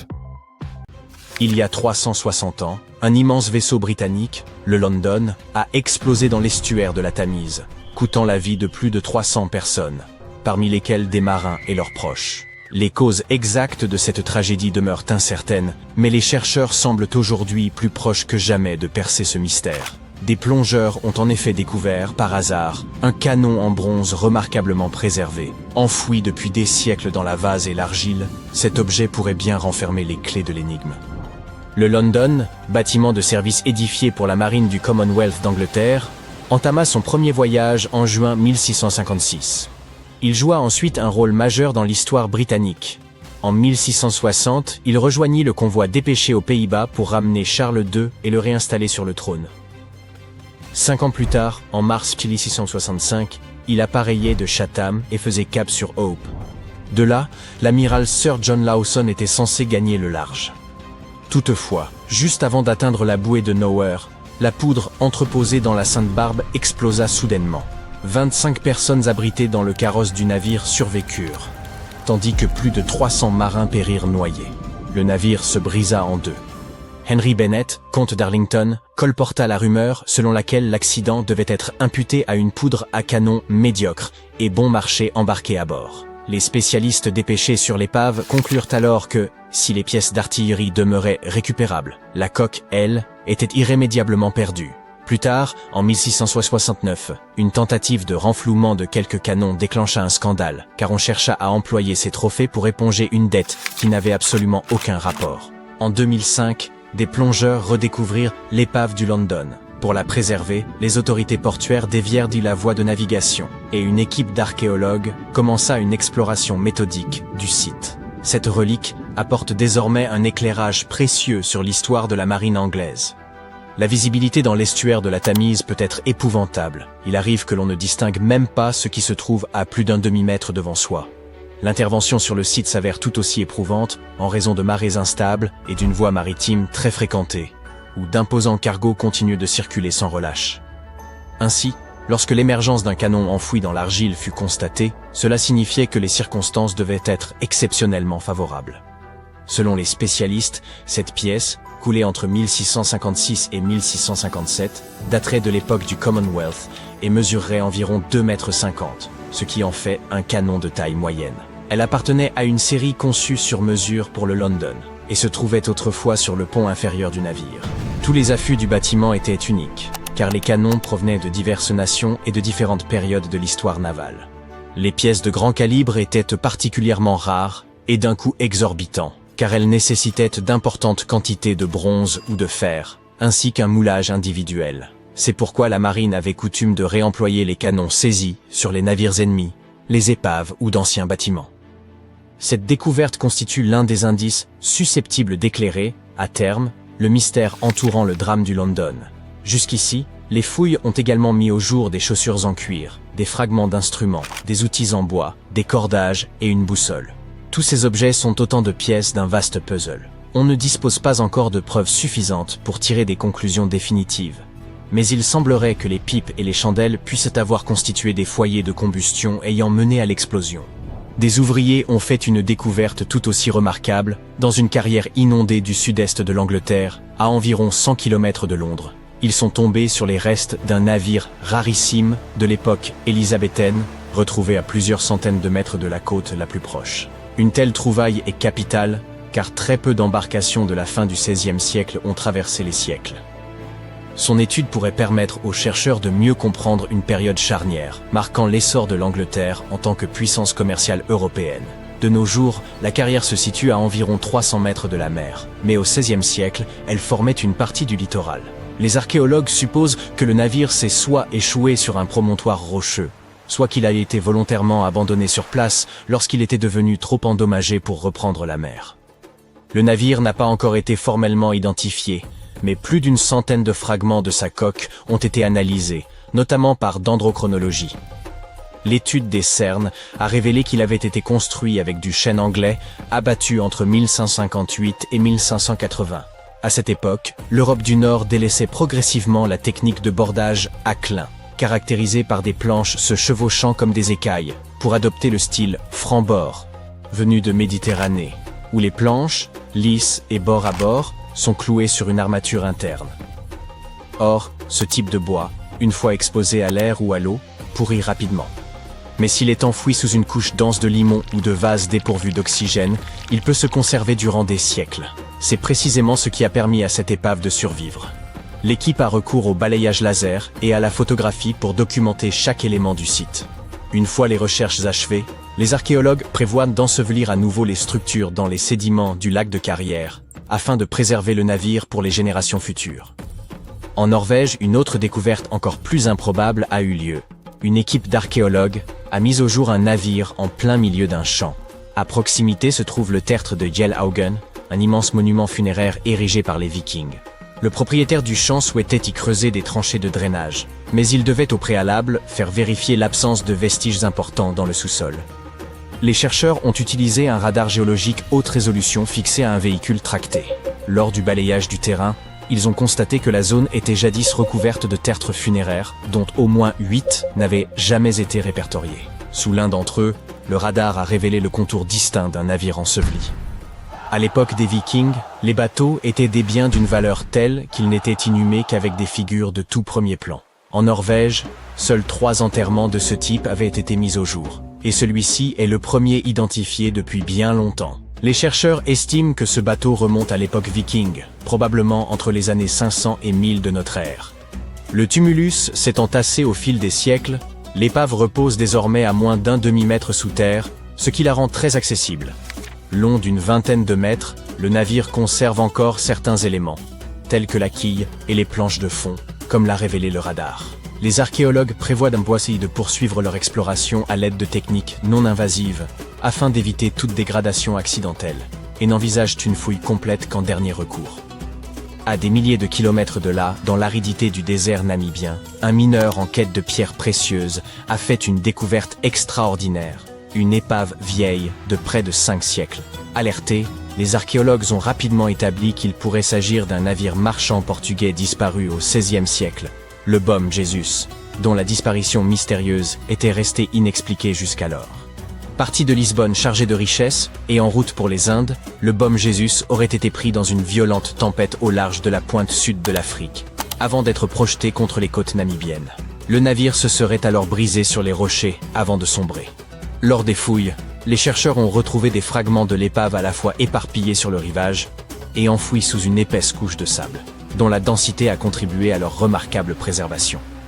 Les archéologues mirent même au jour un véritable trésor. Plus de 40 tonnes de marchandises déversées dans les profondeurs lorsque la coque s'est rompue et que le contenu du coffre du capitaine s'est échappé.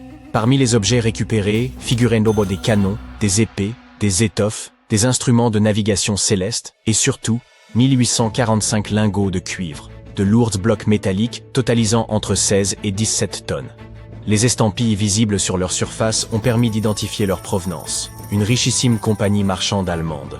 Mais la découverte la plus saisissante fut sans conteste celle de plus de 2000 pièces d'or et d'argent, frappées dans des pays aussi variés que le Portugal, Venise, la France ou encore les royaumes morts. À cela s'ajoutaient 105 défenses d'éléphants monumentales, pour un poids estimé à 2 tonnes. Destinées sans doute au luxe, ces défenses provenaient, selon les tests ADN, d'éléphants des forêts et des savanes d'Afrique de l'Ouest. Peu de restes humains furent retrouvés sur le site, signe que l'équipage a soit réussi à s'échapper, soit péri en mer. Par une douce nuit d'été, le 30 août 1892, un magnate de la navigation, Peter J. Minch, convia sa famille à une croisière sur les eaux du lac supérieur. Leur embarcation, le Western Reserve, était considérée comme l'un des navires les plus sûrs de son époque. Construit dans un acier similaire à celui employé plus tard pour le tristement célèbre Titanic, il partagea un sort tout aussi tragique. Brisé en deux, le bâtiment ne fut retrouvé qu'en 2024, soit 132 ans après sa disparition. Long de 91 mètres, ce vapeur fut le premier cargo des Grands Lacs à être doté d'un revêtement d'acier. Un quotidien le surnomma « le lévrier des eaux continentales », en raison de la vitesse à laquelle il fendait les flots.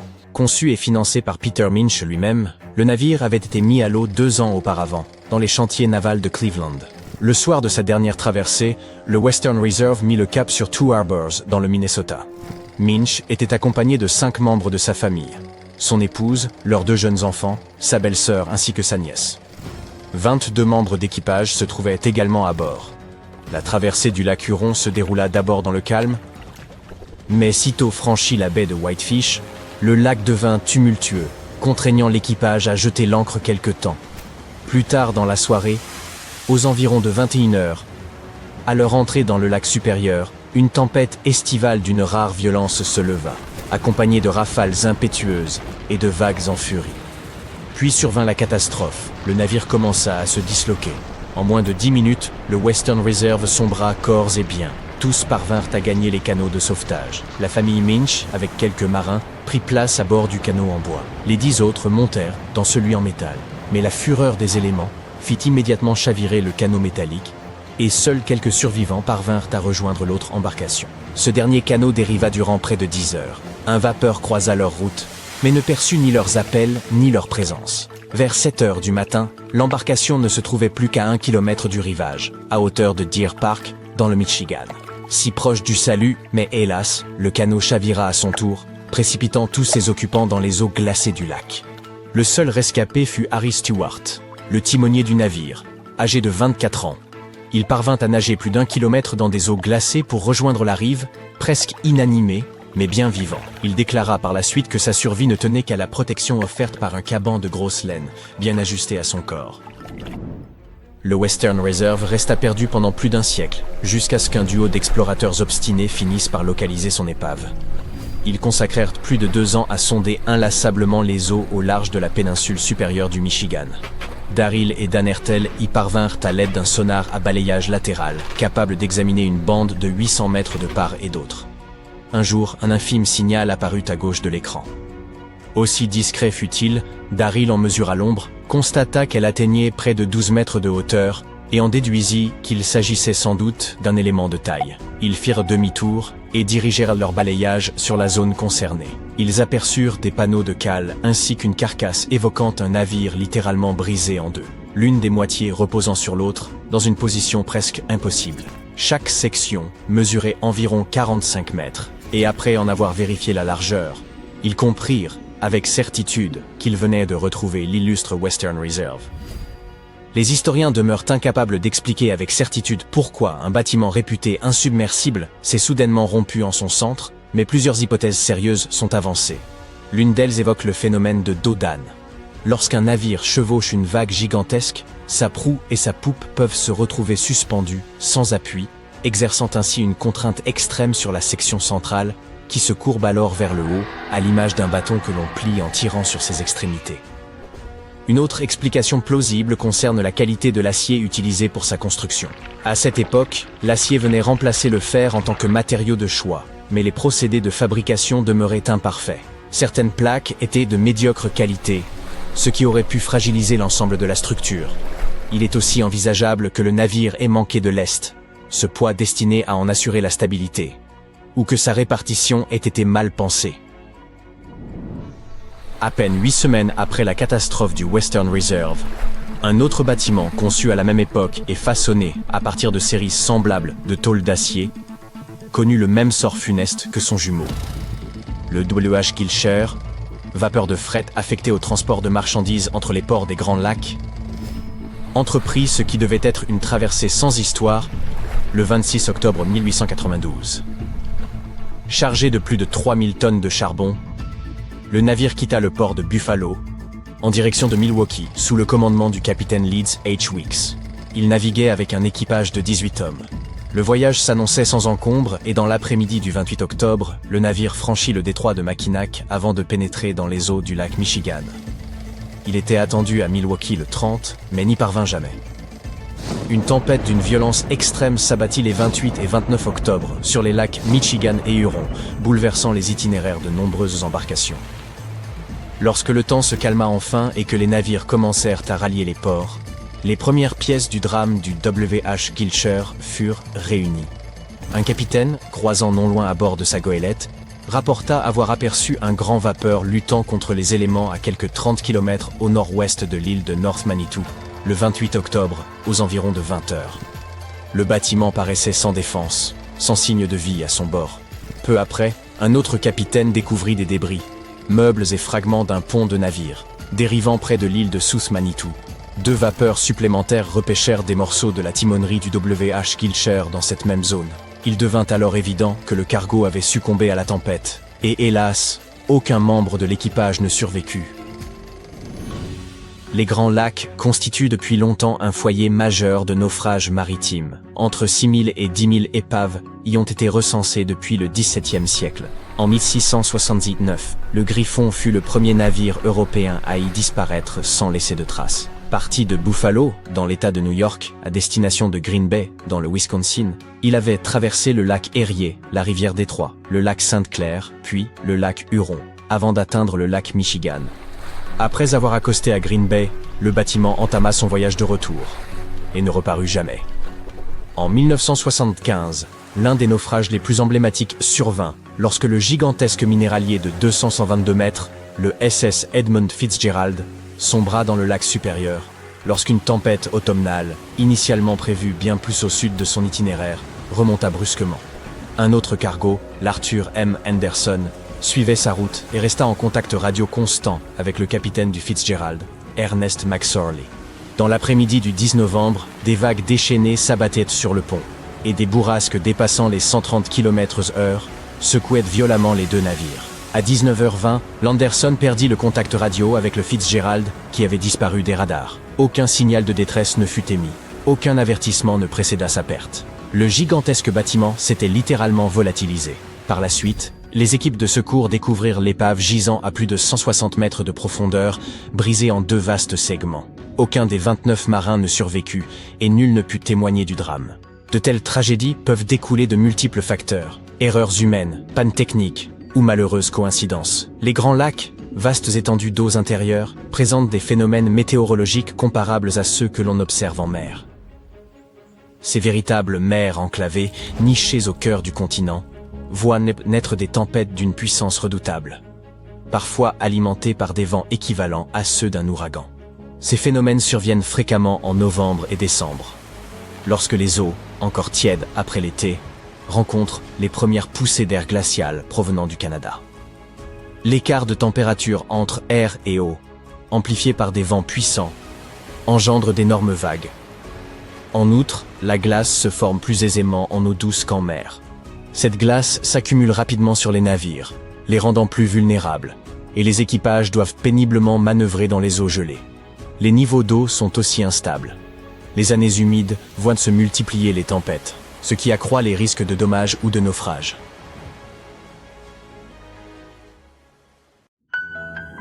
La peur de l'océan est une crainte parfaitement légitime, inscrite dans nos gènes. Autrefois, les humains devaient éviter certains dangers, qu'il s'agisse de grands prédateurs ou d'eau profonde, pour assurer leur survie. Par ailleurs, nous n'avons exploré que 5% des océans, ce qui signifie que nul ne sait vraiment quelles créatures ou phénomènes pourraient s'y cacher. Qui dans des circonstances ordinaires, une GoPro reste une simple caméra, mais la découvrir au fond d'une fosse de 120 mètres, perdue au cœur de la mer des Caraïbes, a de quoi glacer le sang. Certes, cette profondeur peut sembler modeste, mais un plongeur amateur ne dépasse généralement pas les 18 à 30 mètres, à moins qu'il ne s'agisse d'un professionnel aguerri. Imaginons néanmoins que vous soyez parvenu jusqu'à ce gouffre et ayez récupéré cette GoPro. Vous n'auriez pas survécu pour autant. En effet, dans cette cavité précise, une couche de sulfure d'hydrogène, un gaz hautement toxique et à l'odeur pestilentielle, se forme dès 90 mètres de profondeur. Or, l'appareil se trouvait encore 30 mètres plus bas, aux côtés de ses propriétaires, 2 explorateurs depuis longtemps disparus. À ce jour, rares sont ceux qui ont réussi à s'aventurer à une telle profondeur et à en ressortir indemnes. En réalité, ce n'est qu'au moyen de sous-marins que ces dépouilles ont pu être retrouvées. Vous vous demandez sans doute ce que contenait la GoPro. Dans de telles histoires, on s'attend souvent à des indices troublants. Pourtant, elle ne renfermait que des souvenirs heureux, immortalisant les bons moments vécus par ces explorateurs au cours de leur voyage. Une conclusion mélancolique à ce périple. Les abysses abritent également des créatures à l'apparence quasi irréelle, mais d'une manière à la fois fascinante et singulière, comme l'éponge extraterrestre. Ce curieux spécimen a été observé pour la première fois en 2016, près de la fosse des Mariannes. Il appartient à un écosystème surnommé la forêt de l'étrange, un sobriquet qui ne fait que renforcer son caractère intrigant.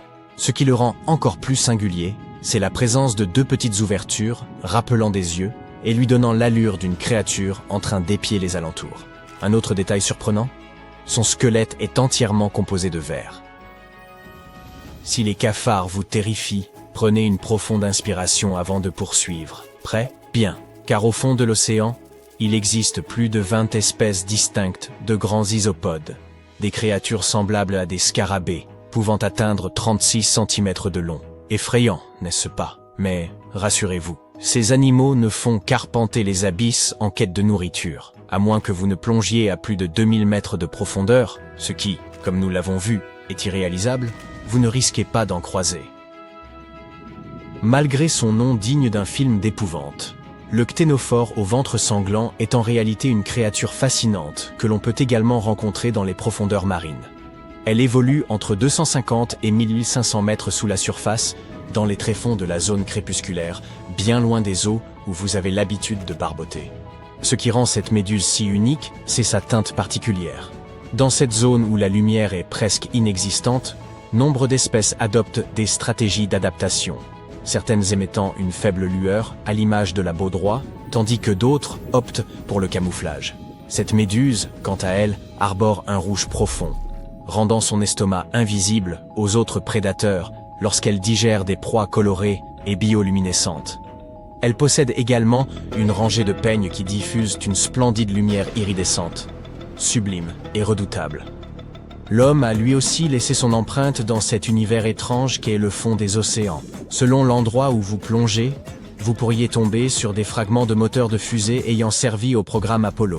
Lorsqu'une fusée est propulsée dans l'espace, certaines parties sont larguées dans la mer une fois le carburant épuisé, afin d'alléger l'appareil. L'un des moteurs de la fusée Apollo 11, celle qui a permis aux premiers humains de marcher sur la Lune, a d'ailleurs été retrouvé au fond de l'océan plus de 40 ans après son lancement. Il est désormais exposé au Museum of Flight de Seattle.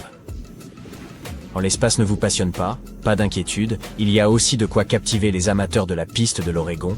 2 locomotives du 19e siècle reposent sous 27 mètres d'eau au large des côtes du New Jersey. Ces machines, datant des années 1850, ont probablement été précipitées dans l'océan à la suite d'une violente tempête ou volontairement jetées par-dessus bord pour alléger le navire qui les transportait et éviter son naufrage. La plupart de ces découvertes sont accessibles uniquement en plongée. Mais rassurez-vous, même si l'idée des profondeurs marines vous effraie, vous pouvez tomber sur des phénomènes étranges rien qu'en vous promenant sur la plage. Prenez ces téléphones Garfield, échoués sur les côtes bretonnes. Depuis les années 80, on assiste à des apparitions récurrentes du célèbre matou. Et il aura fallu près de 30 ans pour qu'un agriculteur de Portsmouth, nommé René Morvan, apporte une explication toute simple. Un conteneur rempli de produits dérivés de Garfield s'est perdu en mer avant de finir sa course dans une grotte marine.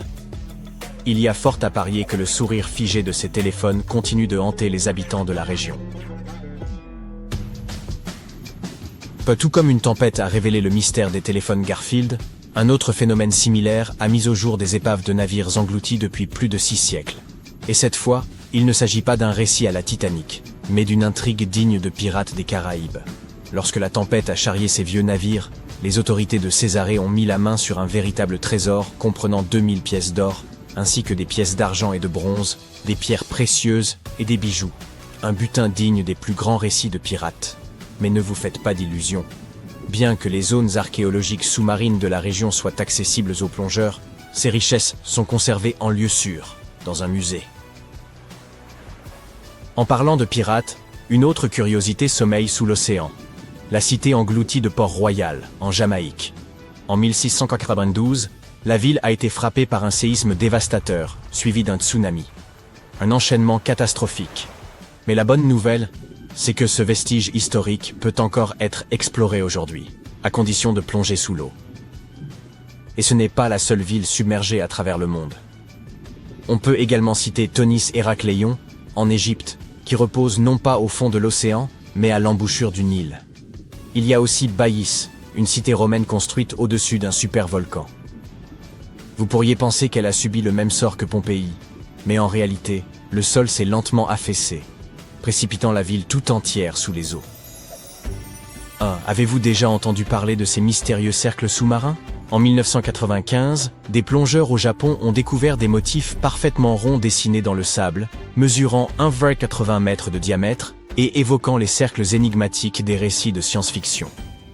Les scientifiques sont longtemps restés perplexes quant à leur origine, jusqu'à ce qu'ils surprennent le responsable en pleine action. Un minuscule poisson globe mâle, d'à peine 10 cm de long. Ce petit poisson utilise son corps et ses nageoires pour tracer des cercles et des motifs sinueux. Puis il embellit son œuvre de coquillages et de coraux. Ce travail minutieux lui prend environ 1 semaine. Tout cet effort fait partie d'un rituel de reproduction. Si une femelle est séduite par cette création artistique, elle déposera ses œufs en plein centre. La forme circulaire de ces motifs sous-marins permet en réalité de canaliser de l'eau douce vers le centre, créant ainsi des conditions idéales pour le développement des œufs. Effet surprenant, après la ponte, la femelle s'en va, laissant au mâle le soin de veiller sur leur progéniture. Si les poissons ne vous passionnent pas, voici une autre curiosité. Une cargaison de jouets de bain comprenant des canards en caoutchouc, des tortues, des castors et des grenouilles. 28 000 d'entre eux se sont retrouvés à la dérive. Initialement destinés aux États-Unis depuis la Chine, ces jouets ont connu un sort semblable à celui des téléphones Garfield.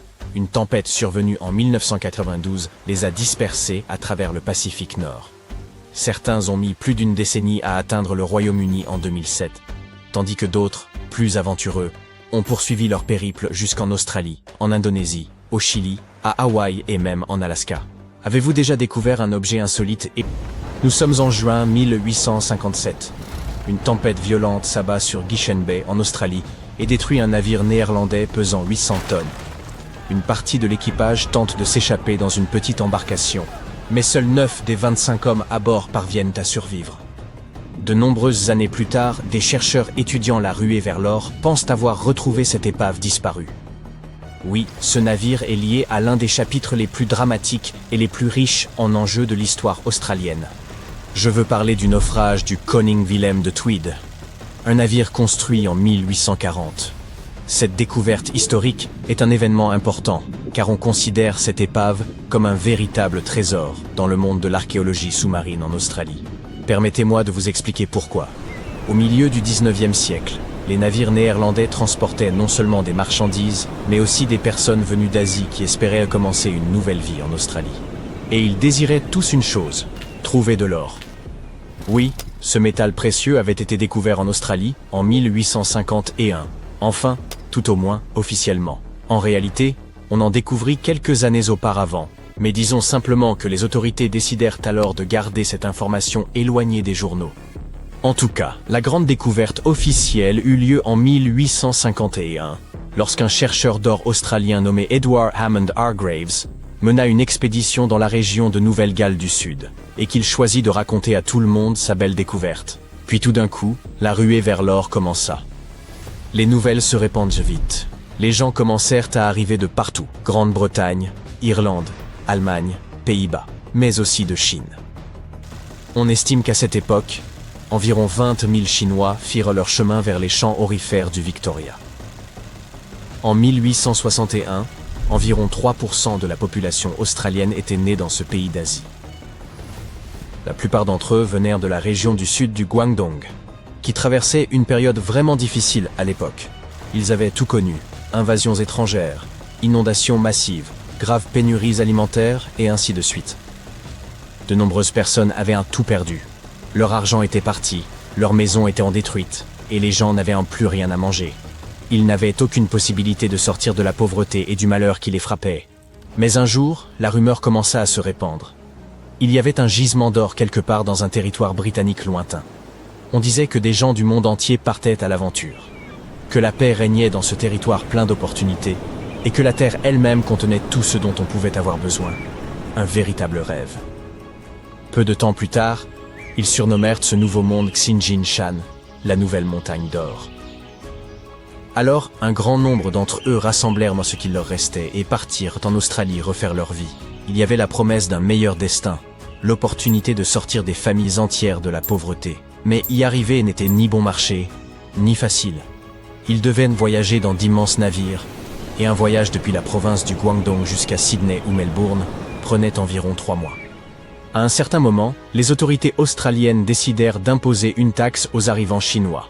Chaque passager débarquant dans les ports de Victoria devait payer un impôt de capitation de 10 livres. Que pensez-vous qu'il se passa donc? Les itinéraires changèrent, bien sûr.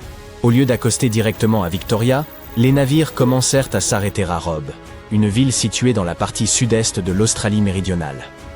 De là, les gens parcouraient environ 400 km à pied jusqu'aux champs aurifères, simplement pour éviter de payer l'impôt. Et c'est précisément dans cette région que le Koning Willem de Tweed a été découvert. Oui, notre navire néerlandais a été trouvé au large de la côte de Robb. Et c'était l'un des nombreux navires qui transportaient des passagers chinois vers l'Australie.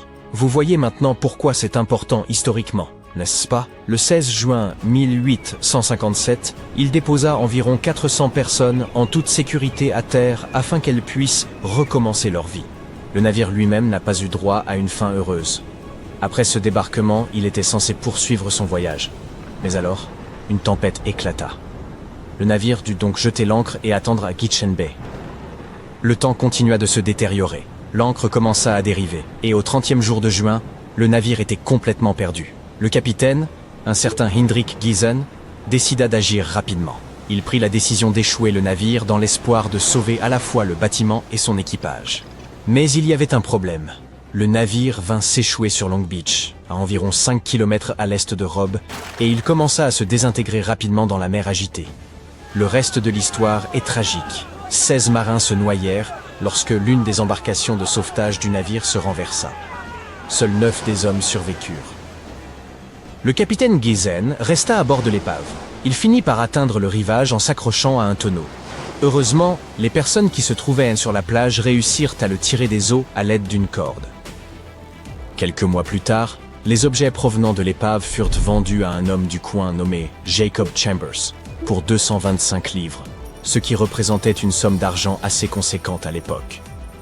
Car les gens avaient pu sauver une bonne quantité d'éléments de l'épave, la cloche, par exemple, et certaines portes, ainsi que des planches de la coque. Ces portes et certains bois furent utilisés plus tard dans la construction du Caledonian Inn, un hôtel historique de pierre à 2 étages qui fut érigé en 1859. Quant à la cloche, elle aurait été utilisée à l'école primaire de Robe pendant plus de 100 ans. Mais les chercheurs ne sont pas si sûrs de cela. Ce que nous savons, c'est que la plupart des restes du navire manquaient toujours, jusqu'à aujourd'hui. Après 3 années de travail acharné, une équipe affiliée au Musée national maritime australien pense avoir enfin retrouvé le Conning Wilhelm de Tweed. Ce projet a débuté en avril 2022, et son principal objectif a été de rechercher et de localiser les vestiges de l'épave afin d'effectuer une étude archéologique. Pour cela, ils ont utilisé 2 outils principaux, des détecteurs de métaux sous-marins et un magnétomètre marin, un appareil qui détecte les changements dans le champ magnétique du fond marin. Bientôt, cette technologie a commencé à détecter tout un tas d'anomalies dans la zone où l'on pensait que l'épave se trouvait. Et par anomalie, je veux dire des signaux étranges, des indices que quelque chose était peut-être enfoui sous le plancher marin, caché. Durant des années, l'épave la plus précieuse au monde n'existait qu'au cœur des légendes, jusqu'à aujourd'hui. Elle a enfin été localisée, et parmi les restes du navire gisait un véritable trésor, estimé à 1,1 milliard de dollars. Pour en saisir toute la portée, il convient de remonter à l'an 1622. Cette année, le majestueux galion espagnol Nuestra Señora de Atocha quitta le port de la Havane, chargé de trésors appartenant au roi Philippe IV d'Espagne, ainsi qu'aux membres fortunés de l'équipage. Il s'agissait d'or, d'argent, de cuivre et d'émeraudes en provenance de Colombie, du Pérou, du Mexique et du Venezuela. La cargaison atteignait plus de 40 tonnes, et son volume était tel qu'il fallut 2 mois entiers pour l'acheminer jusqu'au navire. Celui-ci était également surpeuplé. 265 personnes se trouvaient à bord. Tout semblait se dérouler sans accroc, jusqu'à l'arrivée dans le détroit de Floride, où les ennuis débutèrent. L'équipage se retrouva égaré dans une nuit glaciale et tourmentée. Rapidement, un ouragan d'une rare violence les frappa de plein fouet. Les mâts furent brisés par la tempête, et des vagues gigantesques anéantirent le gouvernail. Bientôt, l'Atocha s'enfonça lentement dans l'obscurité des profondeurs. Cette nuit-là, la catastrophe entraîna pour Philippe IV une perte colossale. Mais plus tragique encore fut le bilan humain. Sur les 265 personnes embarquées, seules 5 survécurent. Elles parvinrent à se hisser sur le mât d'artimon. Seule partie du navire demeurait hors de l'eau. Face à la disparition de tant de richesses, les autorités espagnoles réagirent promptement en lançant une mission de récupération. 5 navires furent dépêchés pour repêcher la cargaison. Le plan semblait simple. Les trappes du navire étant restées solidement verrouillées, le trésor devait encore s'y trouver. Mais très vite, l'opération tourna court. À titre d'exemple, l'un des 5 navires s'échoua avant même d'avoir pu entamer sa traversée. Au final, les recherches s'étendirent sur 60 années, et de nombreux facteurs expliquent cet échec. Cela peut sembler dérisoire de nos jours, mais à l'époque, les plongeurs ne bénéficiaient ni des avancées technologiques, ni des dispositifs de sécurité actuels. L'exploration des fonds marins était périlleuse et, le plus souvent, restait vaine. En recherchant l'Atocha, les équipes mirent au jour les vestiges d'un autre navire, la Santa Margarita, considéré comme son navire jumeau. 1 mois après le naufrage, un second ouragan balaya la région. Le fond marin se transforma alors en un véritable puzzle, les fragments du navire étant éparpillés partout. La mission de récupération devint quasi irréalisable. Les Espagnols finirent toutefois par récupérer une part du butin de la Santa Margarita, mais celui de l'Atocha semblait perdu à jamais. L'histoire, pourtant, ne fut jamais oubliée. Puis, en 1969, soit plus de 3 siècles après le drame, un tournant décisif s'opéra. Mel Fisher, un plongeur chevronné spécialisé dans les grandes profondeurs, décida de changer le cours des choses. Ayant déjà passé une large partie de sa vie sous les mers, il dirigeait avec son épouse une école de plongée en Californie. Il rassembla alors sa famille, traversa le pays et prit la tête d'une nouvelle équipe de chercheurs. Leur objectif était limpide: retrouver le trésor englouti de l'illustre Atocha. Leur équipement se résumait à un simple bateau, quelques appareils de plongée et des détecteurs de métaux. Pourtant, cela leur suffit pour se lancer. Ils concentrèrent leurs efforts sur la région des Matcomb Keys, mentionnée dans plusieurs documents du XVIIe siècle. Au cours de la première année, ils parcoururent plus de 160 000 kilomètres, sans rien découvrir. Leur quête ressemblait de plus en plus à une chimère. Mais Mel conservait un atout de taille: Eugène Lyon, un historien dont l'intervention allait bouleverser les recherches. Il se plongea dans les archives espagnoles afin d'y dénicher des indices relatifs au naufrage. C'est là qu'il mit la main sur un document crucial évoquant un groupe tentant de sauver l'épave. La dernière page mentionnait une zone située à 160 km de l'endroit où Mel concentrait ses recherches, identifiée comme théâtre des premières explorations. Cette modeste annotation fut l'aiguille dans la botte de foin tant espérée. L'équipe changea de cap et atteignit rapidement ce nouveau site. Mais un obstacle majeur se dressait. Cette zone de l'océan était plus profonde, et la visibilité y frôlait le néant. Il était presque impossible d'y distinguer ses propres mains. Toutefois, Mel savait affronter les difficultés liées à la plongée, et conçut une solution à la fois simple et ingénieuse. Il équipa le navire de 2 tubes géants, surnommés boîtes aux lettres, placés devant les hélices. Ceux-ci aspirèrent de l'eau limpide en surface pour la propulser vers le fond, précisément là où travaillaient les plongeurs. Cette méthode, en plus de dissiper l'eau trouble, permit aussi de faire émerger des objets enfouis depuis des siècles. Et pourtant, la quête dura 16 années.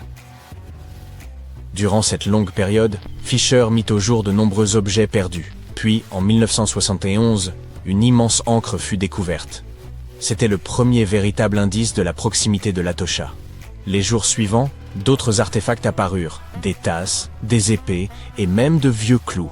Pour classer méthodiquement leurs trouvailles, l'équipe établit une carte circulaire sur laquelle elle indiquait précisément chaque position. Elle recourut également à des émetteurs radioterrestres couplés à un récepteur à bord du navire, permettant ainsi une localisation d'une remarquable précision. La marge d'erreur ne dépassait pas 30 cm.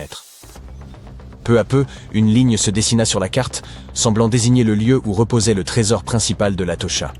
Guidés par cette piste, ils poursuivirent leurs recherches pendant 2 ans. Puis, alors qu'ils commençaient à perdre espoir, ils découvrirent enfin des lingots d'argent. C'était en 1973. Cette trouvaille ouvrit la voie à des révélations bien plus spectaculaires. Rien que l'argent découvert excédait une valeur de 100 000 $. Mais le véritable trésor n'arriva que plus tard. Le 20 juillet 1985, la coque principale révéla des richesses aujourd'hui estimées à 1,1 milliard. Le trésor comprenait 180 000 pièces en argent, 24 tonnes de lingots d'argent, 125 lingots d'or, une collection de perles ainsi que 30 kg d'émeraudes. Certaines découvertes étaient inestimables, tant en raison de leur rareté que de leur valeur historique. La croix d'Atocha, l'orbe royal et l'anneau d'Atocha, 3 artefacts royaux, furent retrouvés dans un état exceptionnel. La croix d'Atocha, la plus précieuse d'entre toutes, était ornée de 9 émeraudes d'un vert éclatant, serties dans de l'or 22 carats. Un joyau du passé, ressurgi du silence marin après des siècles. Peu après cette découverte, l'État de Floride intervint. Un instant, nous voulons notre part de ce trésor. Les autorités engagèrent une procédure judiciaire, réclamant un quart de la valeur totale. S'ensuivit une rude bataille juridique, qui dura 8 années, et se prolongea jusqu'à la Cour suprême. Mais au terme de ce long affrontement, Mel Fisher remporta la victoire. Il fut même invité sur le plateau du Tonight Show, où il exhiba une gigantesque chaîne en or extraite de l'épave, qu'il portait autour de la taille, telle une ceinture. On la surnomma la chaîne d'argent, et non sans raison. La découverte fut si spectaculaire que l'épave obtint en 2014 le titre de plus précieuse au monde dans le livre Guinness des records. Passé l'euphorie des débuts, Mel céda quelques pierreries précieuses, mais la majeure partie du trésor demeura au sein de la famille, du moins pendant un temps. Le reste fut ensuite vendu aux enchères. Nul ne connaît précisément les montants atteints, mais une chose est certaine. Leur valeur n'a cessé de croître avec les années. Car au-delà de leur éclat, c'est la légende qui leur confère tout leur prestige. Aujourd'hui, ces joyaux appartiennent à la collection particulière de Museau, la plus vaste collection privée d'objets issus de l'Atocha au monde. Et non, ils ne sont pas à vendre. Toutefois, vous pouvez toujours les admirer. Ils sont exposés au public, rayonnant en hommage à la richesse historique de la Colombie et à la mine légendaire d'où ils proviennent. Selon leurs découvreurs, ces émeraudes sont aussi emblématiques que les rubis de Mogok ou les saphirs du Cachemire. Et, à vrai dire, ils n'ont pas tort. On dit que rien n'est jamais perdu. Et c'est vrai, découvrons des navires figés dans le temps. Le premier est vraiment fascinant. Voici l'épave d'Anticythère. C'est un navire de commerce grec du 1er siècle avant Jésus-Christ. Il est situé sur la côte est de l'île grecque d'Anticythère, au point de convergence des mers Égée et Méditerranée. Environ 2000 ans plus tard, en 1900, un groupe de plongeurs grecs à la recherche d'éponges a découvert l'épave. Ils se rendaient en Tunisie, mais ont été obligés de se mettre à l'abri d'une tempête sur une île voisine. Comme ils ne pouvaient aller nulle part à cause de la tempête, ils ont décidé de chercher des éponges jusqu'à ce que le temps se calme. L'un des plongeurs a découvert l'épave du bateau à une profondeur d'environ 40 mètres. La chasse aux éponges s'est donc transformée en chasse au trésor. Le capitaine du bateau des plongeurs a informé les autorités grecques de leur trouvaille et 2 autres navires ont été envoyés vers l'épave.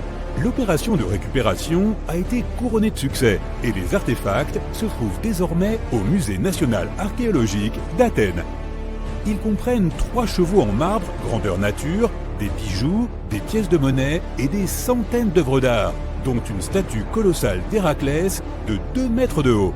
Parmi ces trésors, l'éphèbe d'Anticythère, une statue en bronze d'un jeune homme, a attiré davantage l'attention que les autres. Car l'éphèbe ne correspond à aucun modèle iconographique familier et il n'existe aucune copie connue de son type. Il tient un objet sphérique dans sa main. Les experts ont émis différentes hypothèses sur l'identité de ce personnage, mais elles ne font pas encore l'objet d'un consensus. Plus de 70 ans plus tard, Jacques-Yves Cousteau et son équipe se sont rendus dans la région et ont récupéré des centaines d'autres artefacts, ainsi que les restes de 4 personnes. Fait intéressant, ils ont aussi découvert un ensemble complexe d'engrenages imbriqués, capables de prédire le mouvement du Soleil, de la Lune et de plusieurs planètes. Le mécanisme peut aussi indiquer les heures des éclipses solaires et lunaires des années à l'avance. Cette machine d'Anticythère est donc une espèce de calendrier informatique précoce. Il s'en servait pour planifier des événements importants comme les activités agricoles, les rituels religieux et les Jeux olympiques.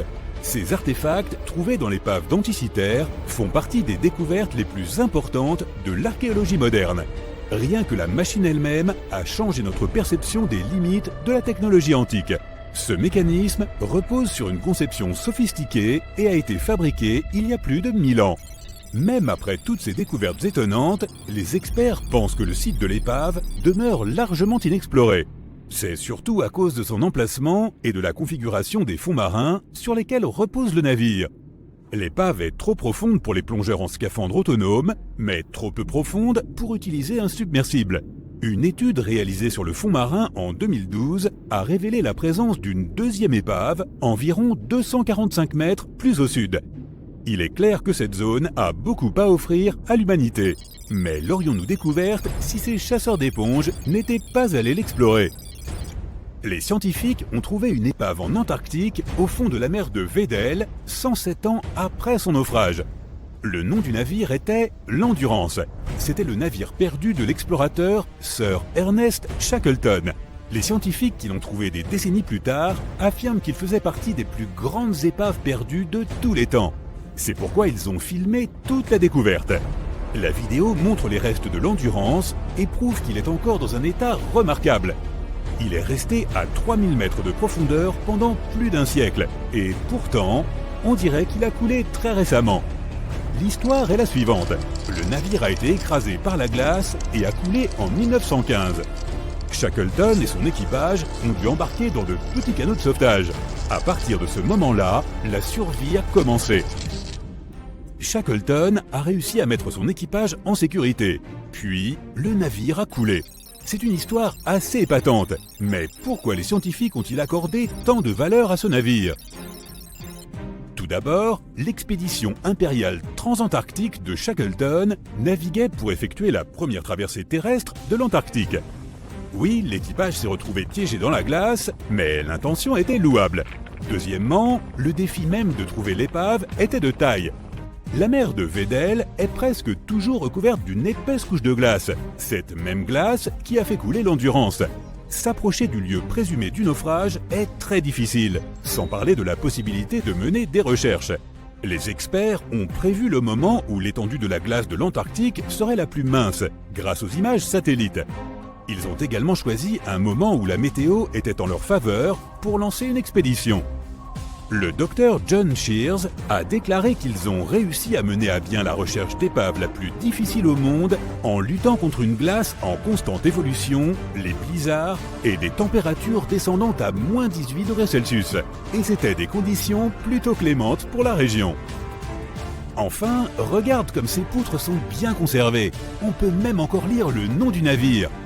L'archéologue marin Mensun Bunt affirme que c'est la plus belle épave de bateau en bois qu'il ait jamais découverte. Or, il a 50 ans de carrière, donc ce ne sont pas des paroles en l'air. Mais comment se fait-il que le bois n'est pas pourri ?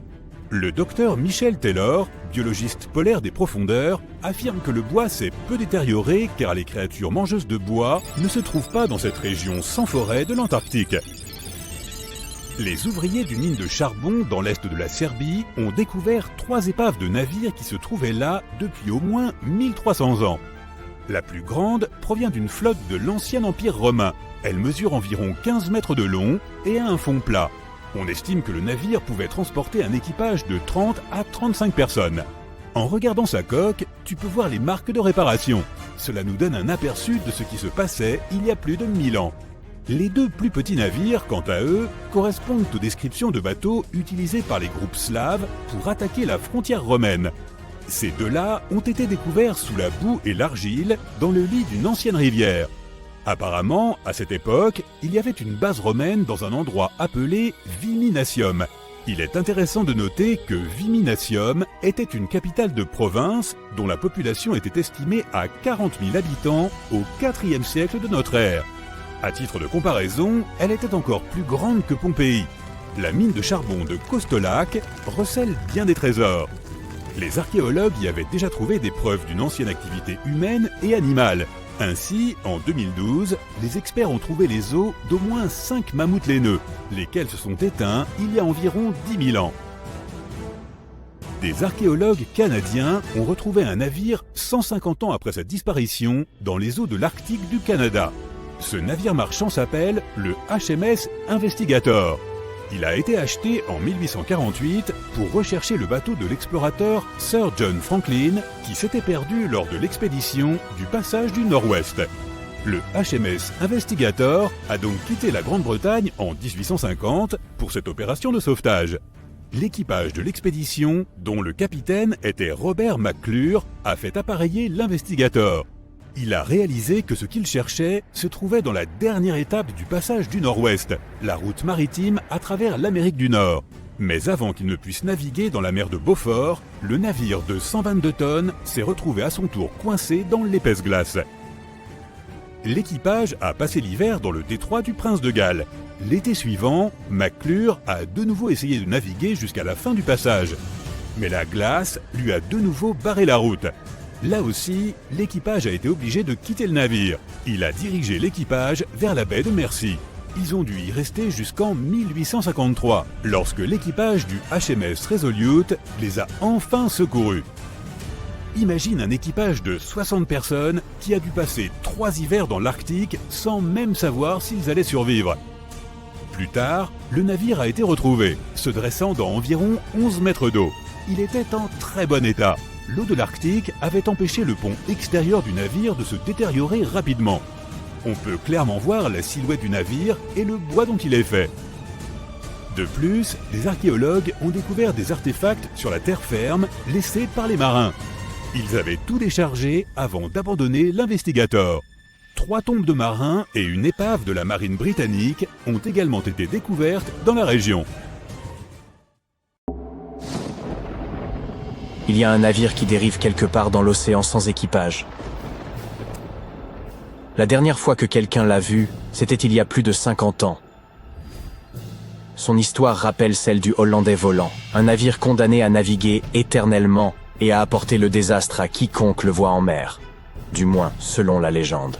Contrairement au Hollandais volant, le SS Beijimo était définitivement réel et construit pour une entreprise allemande à Hambourg et a commencé comme un navire de fret ordinaire. Il échangeait des fournitures entre Hambourg et la Suède dans la mer Baltique à partir de 1914. Il possédait un moteur à vapeur puissant et une coque en acier. Quelques années plus tard, il devint propriété britannique. Puis, dans les années 20, une entreprise canadienne l'a acheté pour environ 18 000 $, une somme énorme à l'époque.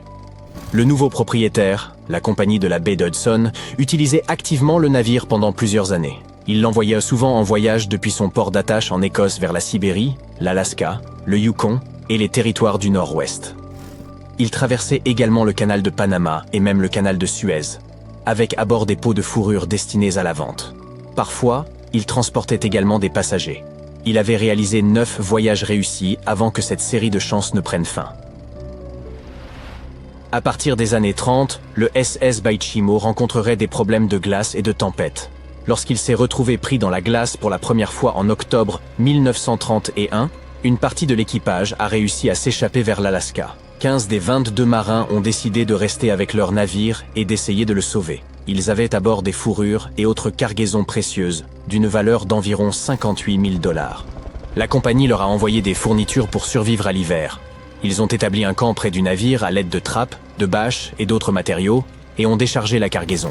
Fin novembre, un blizzard a balayé la région, et il semblait qu'il avait emporté le navire avec lui. La plateforme de glace avait survécu, mais le navire s'était détaché. Certains membres de l'équipage étaient sûrs qu'il avait coulé. Mais peu après, ils ont reçu des nouvelles d'un local qui avait repéré leur navire à environ 72 km de leur camp. L'équipage a continué sa vie, et le navire a commencé son périple en tant que bateau fugitif. Les gens apercevaient le SS Beijimo environ une fois par an, et ce jusqu'en 1969. Il était principalement repéré au large des côtes de l'Alaska. Un homme se rendant à Nome avec son traîneau à chien, des prospecteurs, des explorateurs et des chasseurs de trésors prétendaient tous avoir vu le SS Beijimo.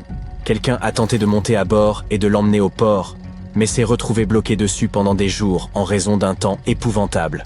D'autres ont eu plus de chance et ont réussi à prendre un canot de sauvetage, certains meubles et d'autres objets de valeur du navire.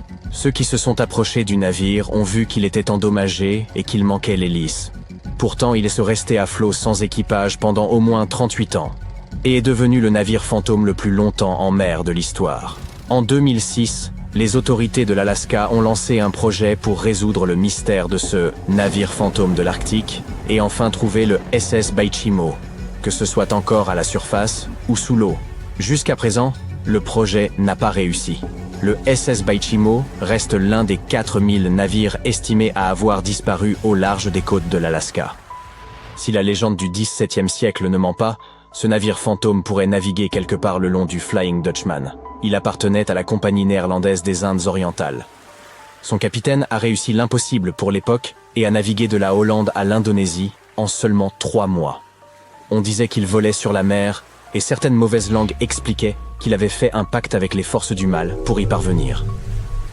Une fois que le navire était en route pour rentrer chez lui, son capitaine et son équipage ont disparu sans laisser de traces. Il existe de nombreuses versions de ce qui lui est arrivé. L'une des premières dit qu'il avait essayé d'entrer dans le port au cap de Bonne-Espérance, a été pris dans une terrible tempête et a coulé, car il n'y avait pas de capitaine pour le sauver. Une autre légende raconte que le capitaine avait refusé d'obéir aux cieux pour laisser le navire couler pendant la tempête.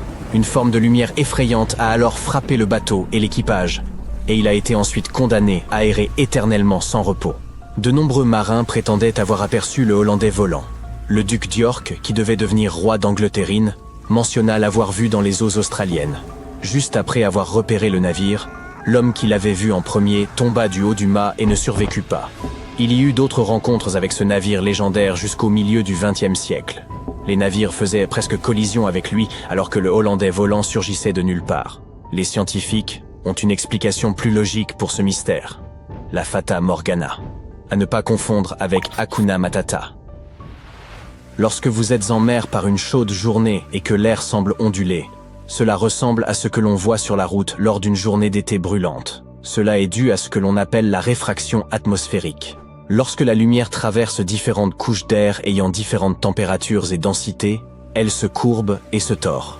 Parfois, Sous certaines conditions, cette courbure de la lumière peut créer des illusions optiques vraiment étranges au-dessus de l'océan, comme des apparitions du Hollandais volant. Le phénomène de Fata Morgana peut faire apparaître des objets distants de manière déformée, étirée, ou même soulevée au-dessus de l'horizon. Ainsi, vous pouvez voir un navire au loin, mais en raison de la manière dont la lumière se courbe, il semblera qu'il flotte au-dessus de l'eau ou même qu'il disparaisse et réapparaisse. Une Fata Morgana est le plus souvent observée dans les régions polaires, particulièrement au-dessus de grandes étendues de glace qui présentent une température uniformément basse. Cependant, vous pouvez la voir n'importe où, même dans les déserts et au-dessus des lacs lors des journées chaudes. Les premières histoires concernant les navires fantômes remontent à la mythologie grecque et romaine ancienne. L'un des navires fantômes les plus célèbres de l'histoire est le Mary Celeste. Cette brigantine voyageait de New York à Gênes et était entièrement chargée de provisions, mais elle était dépourvue d'équipage lorsqu'elle a été découverte dans l'océan Atlantique en 1872. Les effets personnels de l'équipage étaient également présents, parfaitement intacts. La dernière inscription dans son journal de bord avait été faite 10 jours plus tôt. Nous ne savons toujours pas ce qui est arrivé à son équipage, et le navire a inspiré de nombreuses histoires effrayantes et légendes. Le Lady Lovibond était une autre goélette légendaire qui est censée avoir fait naufrage au large des côtes du Kent au milieu du XVIIIe siècle. L'histoire raconte que le capitaine du navire, Simon Reed, venait de se marier et avait emmené sa jeune épouse à bord pour une croisière de célébration, malgré la superstition selon laquelle cela pourrait porter malheur. Ils étaient en route pour le Portugal lorsque le second, qui était également amoureux de la nouvelle épouse du capitaine, rendu fou par la jalousie, attaqua un autre membre de l'équipage, puis prit le contrôle du gouvernail et dirigea directement le navire vers les redoutables bancs de Goodwin. Personne à bord n'a survécu, et on dit que la goélette réapparaît comme un navire fantôme tous les 50 ans. À l'époque actuelle, de nombreux navires sont abandonnés et deviennent intentionnellement des vaisseaux fantômes. Il y en a des milliers qui flottent dans les rivières, lacs, canaux et eaux côtières des États-Unis. Certaines personnes perdent leur bateau lors de tempêtes et autres conditions météorologiques extrêmes. D'autres doivent abandonner leur bateau car leur entretien peut coûter jusqu'à 10% du prix du bateau. De plus, l'amarrage d'un navire peut coûter plusieurs milliers de dollars chaque année. De nombreux bateaux sont fabriqués en fibre de verre, donc leur propriétaire ne peut pas simplement les recycler comme des métaux usagés. Alors, quand ils veulent s'en débarrasser, ils ont souvent tendance à les attacher à un quai et à s'enfuir discrètement, à les laisser flotter loin du rivage, ou à essayer de les couler. Lorsque ces navires fantômes coulent dans des eaux peu profondes, ils peuvent endommager les récifs coralliens, les mangroves, les marais, les habitats ostréicoles et les...